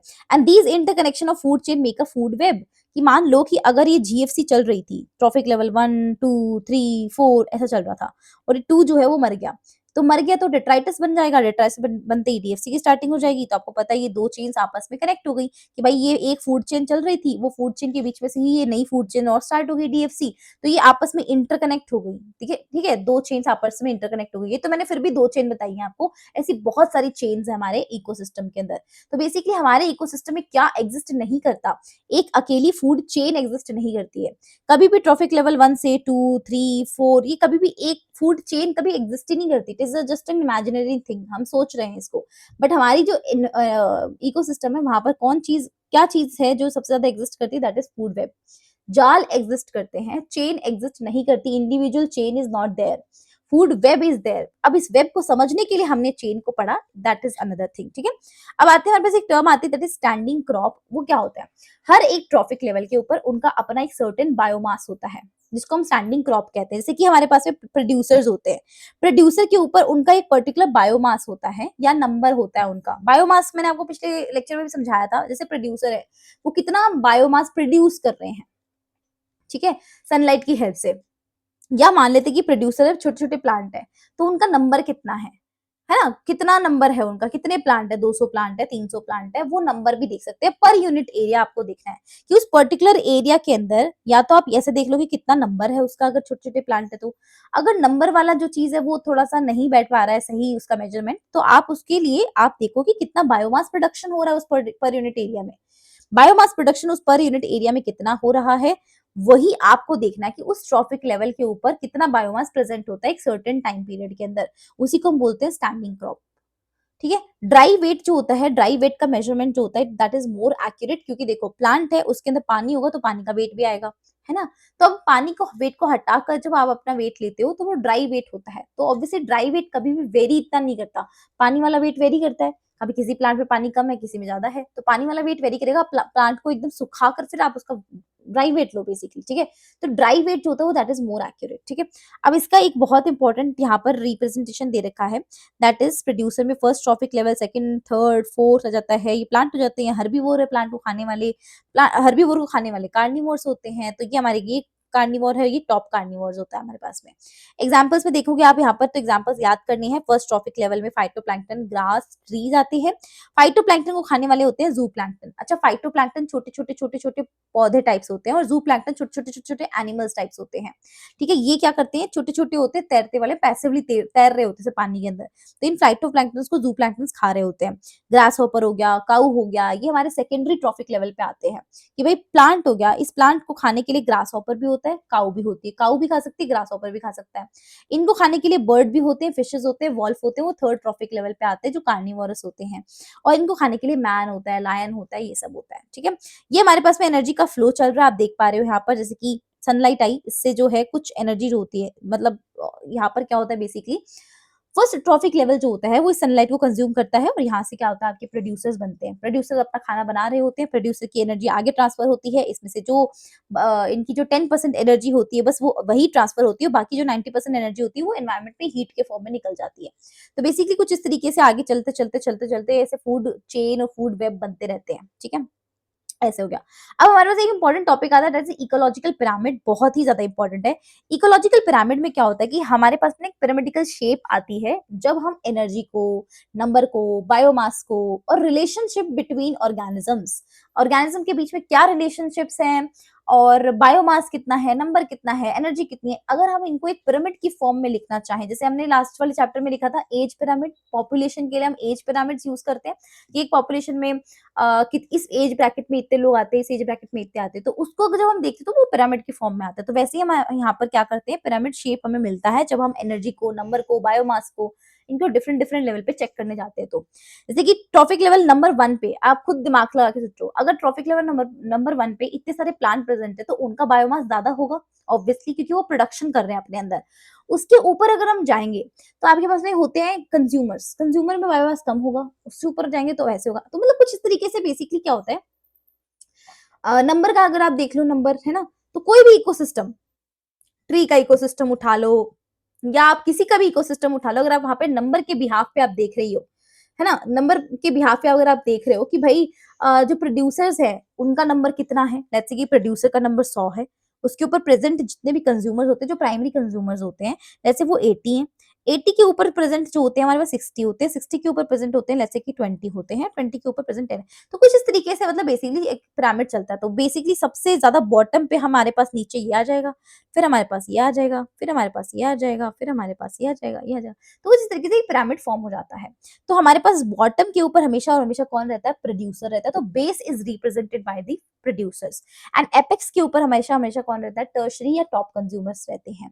पिरामिड्स की अगर अपन बात करें तो पिरामिड्स हमारे पास में 3 प्रकार के होते हैं मेजॉरिटी के अंदर, pyramid of number, pyramid of biomass, pyramid of energy. Number के पिरामिड हमेशा और हमेशा क्या होते हैं, अपराइट होते हैं, मतलब एक एक्सेप्शंस भी ऑब्वियसली होते हैं, जनरली अपराइट होते हैं, नॉट ऑलवेज अपराइट, ठीक है, जनरली होते हैं, हमेशा नहीं बोलना चाहिए था मुझे, सॉरी जनरली अपराइट होते हैं, ठीक है। पिरामिड ऑफ बायोमास भी जनरली अपराइट ही होते हैं, लेकिन एनर्जी के pyramid will always be upright. क्यों, इसके ऊपर एआर बेस्ड क्वेश्चन बन सकता है कि एनर्जी की पिरामिड हमेशा और हमेशा सीधे बनते हैं, वाई, इसका रीजन आपको दिया होगा कि भाई एनर्जी जो होती है वो 10% रूल के अकॉर्डिंग फ्लो होती है। एनर्जी का रूल लगता है 10%, ठीक है, एक ट्रॉफिक लेवल से दूसरे ट्रॉफिक लेवल पे जाने पर 10% ही ट्रांसफर होती है और हर जगह एनर्जी कम होती जाती है, तो पिरामिड सीधा ही बनता है ऐसे, ठीक है। पिरामिड ये सीधा पिरामिड आपको दिखाई दे रहा है, वो जहां उल्टा पिरामिड बनाया जाता है वहां ऐसा पिरामिड बनाया जाता है। तो बेसिकली ये बोलना चाह रहा है कि ट्रॉफिक लेवल नंबर 1 तो होगा, हमेशा बेस पर आएगा। तो बेसिकली क्या है ना कि पिरामिड ऑफ एनर्जी हमेशा सीधा रहेगा, दैट मीन्स कि बेस की एनर्जी जो होती है वो हमेशा ज्यादा रहेगी। ऑब्वियसली प्लांट पे एनर्जी ज्यादा रहती है, प्लांट की 10% एनर्जी ऊपर जाती है, इसकी 10% एनर्जी ऊपर, इसकी भी 10%, तो बेसिकली कम होता जा रहा है ये। तो एनर्जी हमेशा और हमेशा कम ही होती है, हमेशा डिक्रीज होती है, डिक्लाइन होती है हर ट्रॉफिक लेवल पे, इसलिए इसका पिरामिड सीधा आता है। एक्सेप्शंस हमारे पास क्या क्या रहते हैं, देखो, if we count the number of insect feeding on a big tree we get inverted pyramid. अगर आप एक बड़े से ट्री के ऊपर इंसेक्ट्स को काउंट करने जाओगे तो आपको इन्वर्टेड पिरामिड दिखेगा नंबर का। जनरली नंबर के पिरामिड आर अपराइट, बट यहाँ पर आपको इन्वर्टेड दिख रहा है, क्यों, क्योंकि जो इंसेक्ट्स होते हैं उनका नंबर ज्यादा है, कंज्यूमर्स ज्यादा है, और आपके जो प्रोड्यूसर है ट्री वो कम है। ट्री तो एक ही है, उसको कंज्यूम करने वाले कितने लोग बैठे हैं, इंसेक्ट 10,000। तो ऑब्वियसली ये इन्वर्ट हो गया, उल्टा हो गया। तो यहाँ इन्वर्टेड पिरामिड आपको ट्री इकोसिस्टम पे देखने को मिलता है। उसके अलावा आपको दिखाई देता है कि भाई देखो, if we talk about single single tree ecosystem, then in above example if we estimate number of small bird dependent on insect and also large bird exactly at eating smaller one, so pyramid will be spindle shape। spindle shape pyramid क्या है कि भाई नीचे से मतलब उल्टा चल रहा था भाई, ये कि भाई ट्री तो एक था, उसके ऊपर हमारे पास में इंसेक्ट ज्यादा आ गए, और अचानक से क्या होता है, इसकी जो टर्शरी कंज्यूमर्स होते हैं या आपके पास में सेकेंडरी कंज्यूमर्स होते हैं, सॉरी ये तो प्रोड्यूसर्स है, फर्स्ट कंज्यूमर और सेकंड कंज्यूमर्स जो होते हैं, सेकंड कंज्यूमर का नंबर जो होता है वो फर्स्ट कंज्यूमर से और कम होता है, और इस जो टर्शरी कंज्यूमर होते हैं उनका नंबर और भी कम होता है सेकेंडरी कंज्यूमर से। समझ पा रहे हो? तो बेसिकली क्या है यहाँ पर बोला गया कि देखो, ऊपर हमने बोला कि एक ट्री के ऊपर, एक बड़े से ट्री के ऊपर 10,000 इंसेक्ट बैठे हैं तो हम ऐसा कुछ पिरामिड बनाएंगे। लेकिन यही अगर मैं इंसेक्ट को खाने वाले बर्ड्स भी डाल दूं इस पेड़ के ऊपर, कि इस पेड़ के ऊपर ना सिर्फ इंसेक्ट है, इंसेक्ट को खाने के लिए, इंसेक्ट को भी खाने के लिए, मतलब सेकेंडरी कंज्यूमर्स या ट्रॉफिक लेवल नंबर 3, अगर मैं वो भी रख दूं तो वो बर्ड स्मॉल बर्ड है, और जो स्मॉल बर्ड को खाने के लिए भी मेरे पास लार्ज बर्ड होते हैं। तो इस तरीके से हमारे पास में जो होता है एक शेप बनती है, इसको स्पिंडल शेप बोलते हैं। आप देखो, एक ट्री पे 10,000 इंसेक्ट, 200 स्मॉल बर्ड और इसको खाने के लिए 2 लार्ज बर्ड्स होते हैं। तो ये है pyramid of a number of a tree ecosystem, ये भी ट्री इकोसिस्टम है। तो अगर आपसे कोई पूछे कि pyramid of number are always upright, तो नो, ऑलवेज नहीं होते हैं, जनरली अपराइट होते हैं, बट कहाँ उल्टा होता है, ट्री इकोसिस्टम में ये उल्टा परफॉर्म करता है। ठीक है, अगर अपन बात करें पिरामिड ऑफ बायोमास की, तो बायोमास का जो पिरामिड होता है वो जनरली हमारे पास में इन्वर्टेड होता है, ये याद करना है। ठीक है, बायोमास का जो पिरामिड होता है जनरली वैसे अपराइट होते हैं, बट कौन से बायोमास का जनरली होता है, सी के बायोमास का। अगर आप समुद्रों में जाएंगे तो वहां पर बायोमास का पिरामिड जो होता है वो क्या होता है, इन्वर्टेड होता है। ठीक है, बायोमास का पिरामिड जो होगा वो हमारे पास में इन्वर्टेड होगा समुद्रों के अंदर। नंबर 4 हमारे पास आता है कि biomass of phytoplankton support a large biomass of जूप्लैंक्टन which supports even a larger biomass of fish. ठीक है, तो यहाँ पर क्या दिखा रखा आपको कि बायोमास जो होता है फाइटोप्लैंक्टन का हमारे पास में, that support a large biomass of जूप्लैंक्टन, मतलब फाइटोप्लैंक्टन का जितना बायोमास है उससे ज्यादा बायोमास जूप्लैंक्टन का होगा, जू प्लैंक्टन से ज्यादा स्मॉल फिश का होगा और स्मॉल फिश से ज्यादा लार्ज फिश का होगा, क्योंकि भाई साइज भी तो देखो ना आप, साइज के हिसाब से है। तो अगर आप ये देखोगे लार्जर बायोमास, मतलब फाइटो से ऊपर जू प्लैंक्टन से ऊपर आपके पास स्मॉल फिश हो गया, उसके ऊपर आ गया आपके पास में लार्ज फिशेस। तो दिस इज अ पैराडॉक्स। अब ये पैराडॉक्स है, पैराडॉक्स के रीजंस क्या है कि फाइटोप्लैंक्टन जो होते हैं वो माइन्यूट ऑर्गेनिजम्स होते हैं and they do not contribute much to biomass. ऐसा क्यों है, यहाँ पर ऐसा पूछा कि भाई ऐसा क्यों होता है।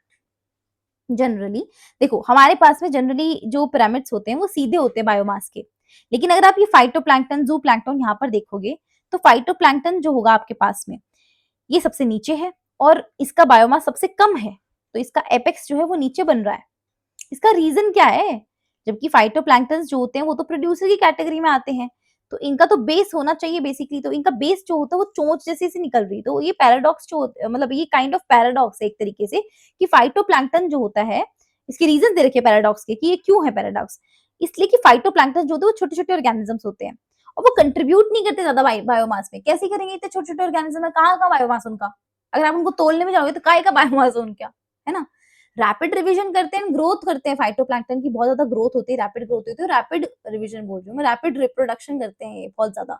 ठीक है, दूसरा रीजन। तीसरा reason, their biomass constantly being consumed by grazers. Grazers जो आते हैं वो जो चरने वाले लोग आते हैं, ग्रेजर्स आते हैं, वो फटाफट फटाफट इनका बायोमास कंज्यूम करते जाते हैं। ठीक है, biomass is also related with life span of an organism, और लाइफ स्पैन जो होती है हमारे पास में उसके ऊपर भी बहुत ज्यादा डिपेंड करता है बायोमास। ठीक है, किसी का भी लाइफ स्पैन जो होगा उस पर भी बहुत ज्यादा डिपेंड करता है बायोमास। ठीक है जी, तो ये हमारे पास में कुछ रीजन आ जाता है। And for any calculation of all the organism of a trophic level have to be included. ठीक है, तो यहाँ पर क्या दे रखा है बेसिकली, इन्वर्टेड पिरामिड, ये एनसीईआरटी का डायग्राम है, inverted pyramid of biomass, small standing crop of phytoplankton support large standing crop of zooplankton. ठीक है, तो बेसिकली हमारे पास में 3 पिरामिड्स दे रखे हैं। पिरामिड दे रखा है हमारे पास में ग्रासलैंड इकोसिस्टम के अंदर नंबर का, तो देखो ग्रासलैंड इकोसिस्टम में सीधा पिरामिड है क्योंकि नंबर के पिरामिड जनरली सीधे होते हैं, ग्रासलैंड इकोसिस्टम में बिल्कुल सीधा है। देखोगे आप प्रोड्यूसर जो होते हैं वो इतने हैं नंबर, प्राइमरी कंज्यूमर इतने हैं, सेकेंडरी इतने हैं और टर्शरी कंज्यूमर इतने होते हैं ग्रासलैंड इकोसिस्टम में। लेकिन वहीं अगर मैं चली जाऊं बायोमास के अंदर, तो बायोमास का भी जनरली क्या होता है, सीधा ही होता है, लेकिन एक जगह पे उल्टा भी हो जाता है।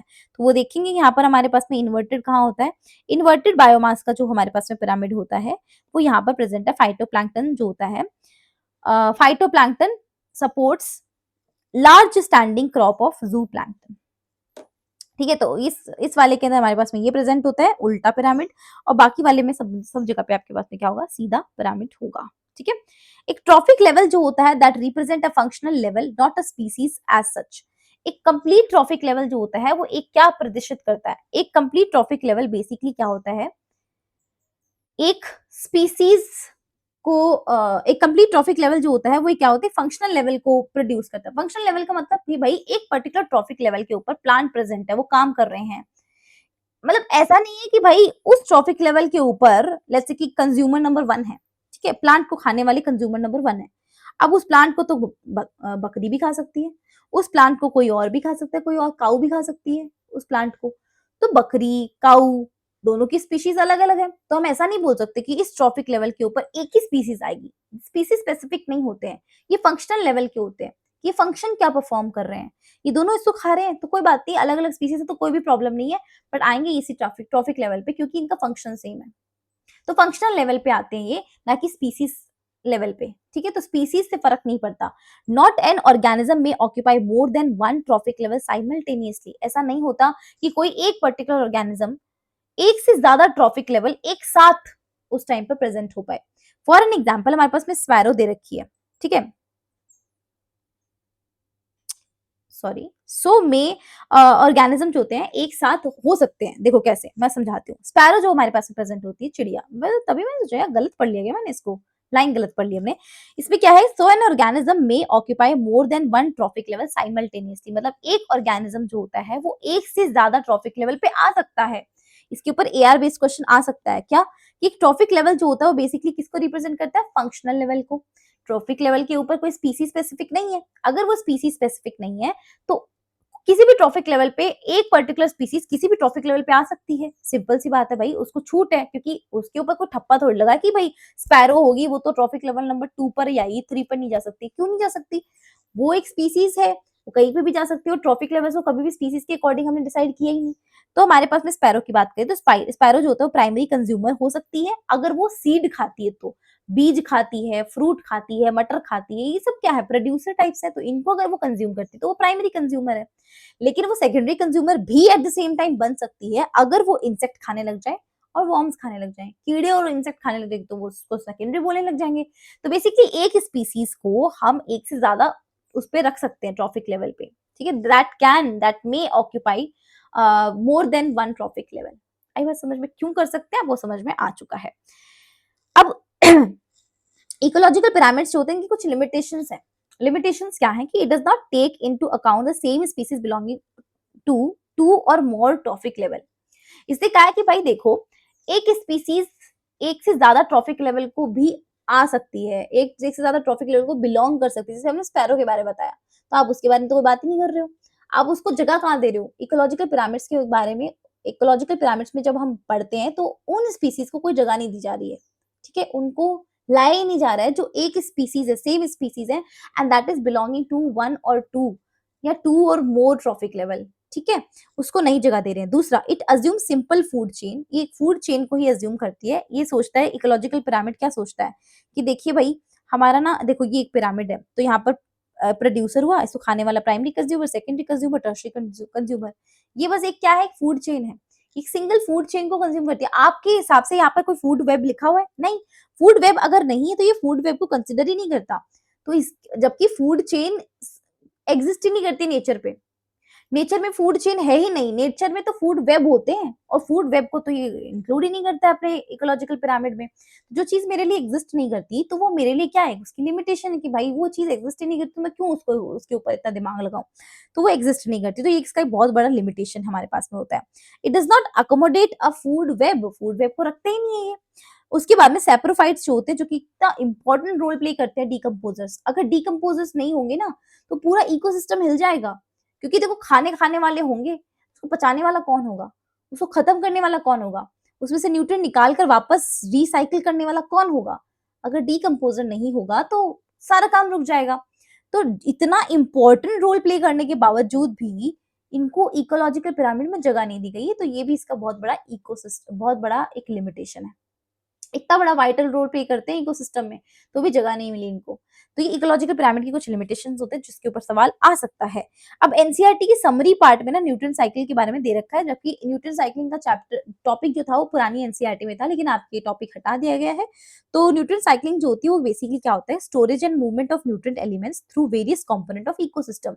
इकोसिस्टम में जो भी हमारे पास कंपोनेंट्स प्रेजेंट होते हैं, उसमें जो हमारे न्यूट्रिएंट एलिमेंट्स होते हैं, वो एलिमेंट्स का स्टोरेज होना और उसका मूवमेंट होना पूरे के पूरे इकोसिस्टम में, उसी को हम न्यूटन साइक्लिंग कहते हैं। जैसे कि हम आपको एग्जांपल देते हैं, दो प्रकार के न्यूटन साइकिल होते हैं, gases cycle and sedimentary cycle. Gases cycle के अंदर अपन बात करें कार्बन की, तो कार्बन हमारे पास में क्या है, एक एलिमेंट है, न्यूट्रिएंट एलिमेंट है। इसको हम क्या कर रहे हैं, इसका स्टोरेज भी करते हैं और मूवमेंट भी करते हैं। कार्बन इधर से उधर घूमता ही रहता है, तो इसी को ही हम न्यूटन साइक्लिंग कहते हैं। तो गैसेस साइकिल में कार्बन का सबसे इंपॉर्टेंट होता है, और कार्बन का सबसे बड़ा रिजर्वॉयर, रिजर्वॉयर मतलब जहाँ पे वो स्टोरेज है उसकी, कार्बन का सबसे बड़ा रिजर्वॉयर होता है एटमॉस्फेयर, CO2 की फॉर्म में प्रेजेंट है। सेडिमेंट्री साइकिल जो होता है जिसमें फॉस्फोरस आता है, यहाँ पर फॉस्फोरस का साइकिल के बारे में बात करते हैं। अर्थ की क्रस्ट सबसे बड़ा रिजर्वॉयर रहता है फॉस्फोरस के लिए, अर्थ की क्रस्ट में, लेयर में, अर्थ की क्रस्ट जो अंदर प्रेजेंट होती है उसके अंदर फास्फोरस सबसे ज्यादा होता है, तो फास्फोरस का सबसे बड़ा रिजर्वायर वही है। अब ये चीजें एनसीईआरटी की समरी पार्ट में दे रखी हैं, आपको नहीं दे रखी थ्योरी में, तो आप क्या करोगे, एनसीईआरटी पढ़ोगे और फिर छोड़ दोगे, नहीं पढ़ोगे। तो यहाँ पर नोट्स पे प्रोवाइडेड है, इसलिए बोलो नोट्स ले लो, डिस्क्रिप्शन बॉक्स में लिंक है, 99 रुपीज में आपको सारे नोट्स मिल रहे हैं सारे चैप्टर के। इकोसिस्टम की सर्विसेज के बारे में देखो, इकोसिस्टम की सर्विसेज क्या होती है, इकोसिस्टम में क्या प्रोडक्ट देता है, भाई उसके प्रोडक्ट क्या क्या होते हैं, वो हमारी एयर को प्योरीफाई करके, प्योरीफाइड एयर दे रहा है पहली बात तो, आपको पानी दे रहा है, आपको एयर दे रहा है। इकोसिस्टम ये इतनी इंपॉर्टेंट सर्विसेज है ना कि हमें पता नहीं लगता। ऑक्सीजन जब हमें, हमारे पास ऑक्सीजन नहीं होती ना, या कमी पड़ने लगती, बॉडी नहीं ले पा रही बाहर से ऑक्सीजन, तो हमें हमें एक्सटर्नल ऑक्सीजन के मास्क लगाने पड़ते, तब हम बोलते हैं अरे यार ऑक्सीजन ही नहीं मिल पा रही, तब वहां पर ये याद नहीं आता कि किसी उससे बदला ले लूं, उससे बदला ले लूं, वहां पर ये याद आता कि मुझे कोई ऑक्सीजन दे दे। ठीक है, तो ये इतनी इंपॉर्टेंट सर्विसेज होती है जो हमारे इकोसिस्टम से, हमारे एनवायरमेंट से हमें मिलती है, लेकिन हम उसकी कदर नहीं करते हैं क्योंकि वो फ्री सर्विसेज है। ठीक है, अगर यही मैं आपको ये नोट्स फ्री में दे दूं, जो कि मुझे बच्चे बोलते हैं कुछ कुछ, वो कहते हैं मैम हम 99 रुपीज अफोर्ड नहीं करते हैं। ठीक है यार, मतलब मुझे नहीं पता इसके पीछे क्या रीजन है, वो क्यों बोलते हैं ऐसा। 99 रुपीज भी हम अफोर्ड नहीं करते हैं, बहुत सारे बच्चे ऐसे हैं, है ना। अब पता नहीं कुछ बच्चे जेन्युइनली बोलते होंगे और कुछ बच्चे ऐसे ही होंगे, ऐसे ही बोल जाते हैं। तो उस कंडीशन में वो है ना कि अगर मैं ये सब चीजें फ्री में आपको दे दूं, तो फिर आप क्या करोगे, आप उसकी कदर नहीं करोगे। जैसे अगर आपको मैं यूट्यूब पे जो पढ़ा रही हूँ आपको, यही सेम चीज कोई टीचर अगर आपको पढ़ाए बैच के अंदर, तो आप उसके पैसे देंगे, क्योंकि वो आपको मिल रहा है, वो आपको पैसे देकर बैठोगे तो आपको लगेगा कि हाँ पढ़ना चाहिए। फ्री सर्विसेज की कहाँ कदर होती है। तो वही बात है कि भाई इकोसिस्टम की सर्विसेज हैं जिसको अपन नहीं हल्के में ले रहे होते हैं, तो ये सब चीजें होती है। तो भाई चलिए, आपका ये चैप्टर होता है यहाँ पर फिनिश, और इस चैप्टर को आप एनसीईआरटी से रीड कर सकते हैं। वैसे तो हमने सारी चीजें रीड कर ही ली एनसीईआरटी से लाइन टू लाइन, आप देख लो, चाहे इसे मिला लो, कुछ भी कमी रह गई हो तो मुझे बता देना, है ना, फिर अपन कवर अप कर लेंगे उसको। अच्छा, एज एनर्जी का पिरामिड, एनर्जी का पिरामिड एक रह गया हमारा, कि देखो एनर्जी का pyramid always will be upright. 10,000 joule जो है लेट्स से कि प्रोड्यूसर की एनर्जी है, 10% ऊपर ट्रांसफर होगी, 1000, 10% 100, फिर 10 joule, always will be upright. ठीक है ठीक है जी, यहाँ पर आके आपका चैप्टर होता है finish. I hope you like this series, I hope आपको ये चैप्टर समझ में आ गया होगा, नहीं समझ में आया है तो कोई बात नहीं, आप इसको अच्छे से और वापस से पढ़ो, वैसे तो आ ही गया होगा, ऐसा तो कुछ है नहीं कि समझ में ना आए, इतना कोई टफ चैप्टर नहीं है।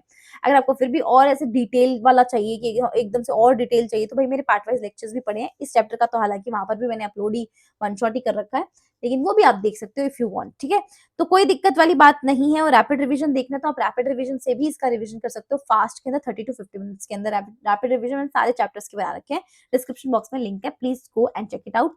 और डिस्क्रिप्शन बॉक्स में इनका भी लिंक है, 99 रुपीज के अंदर सारे के सारे नोट्स आपको फ्री में नहीं, 99 रुपीज में आपको सारे के सारे नोट्स मिल रहे हैं।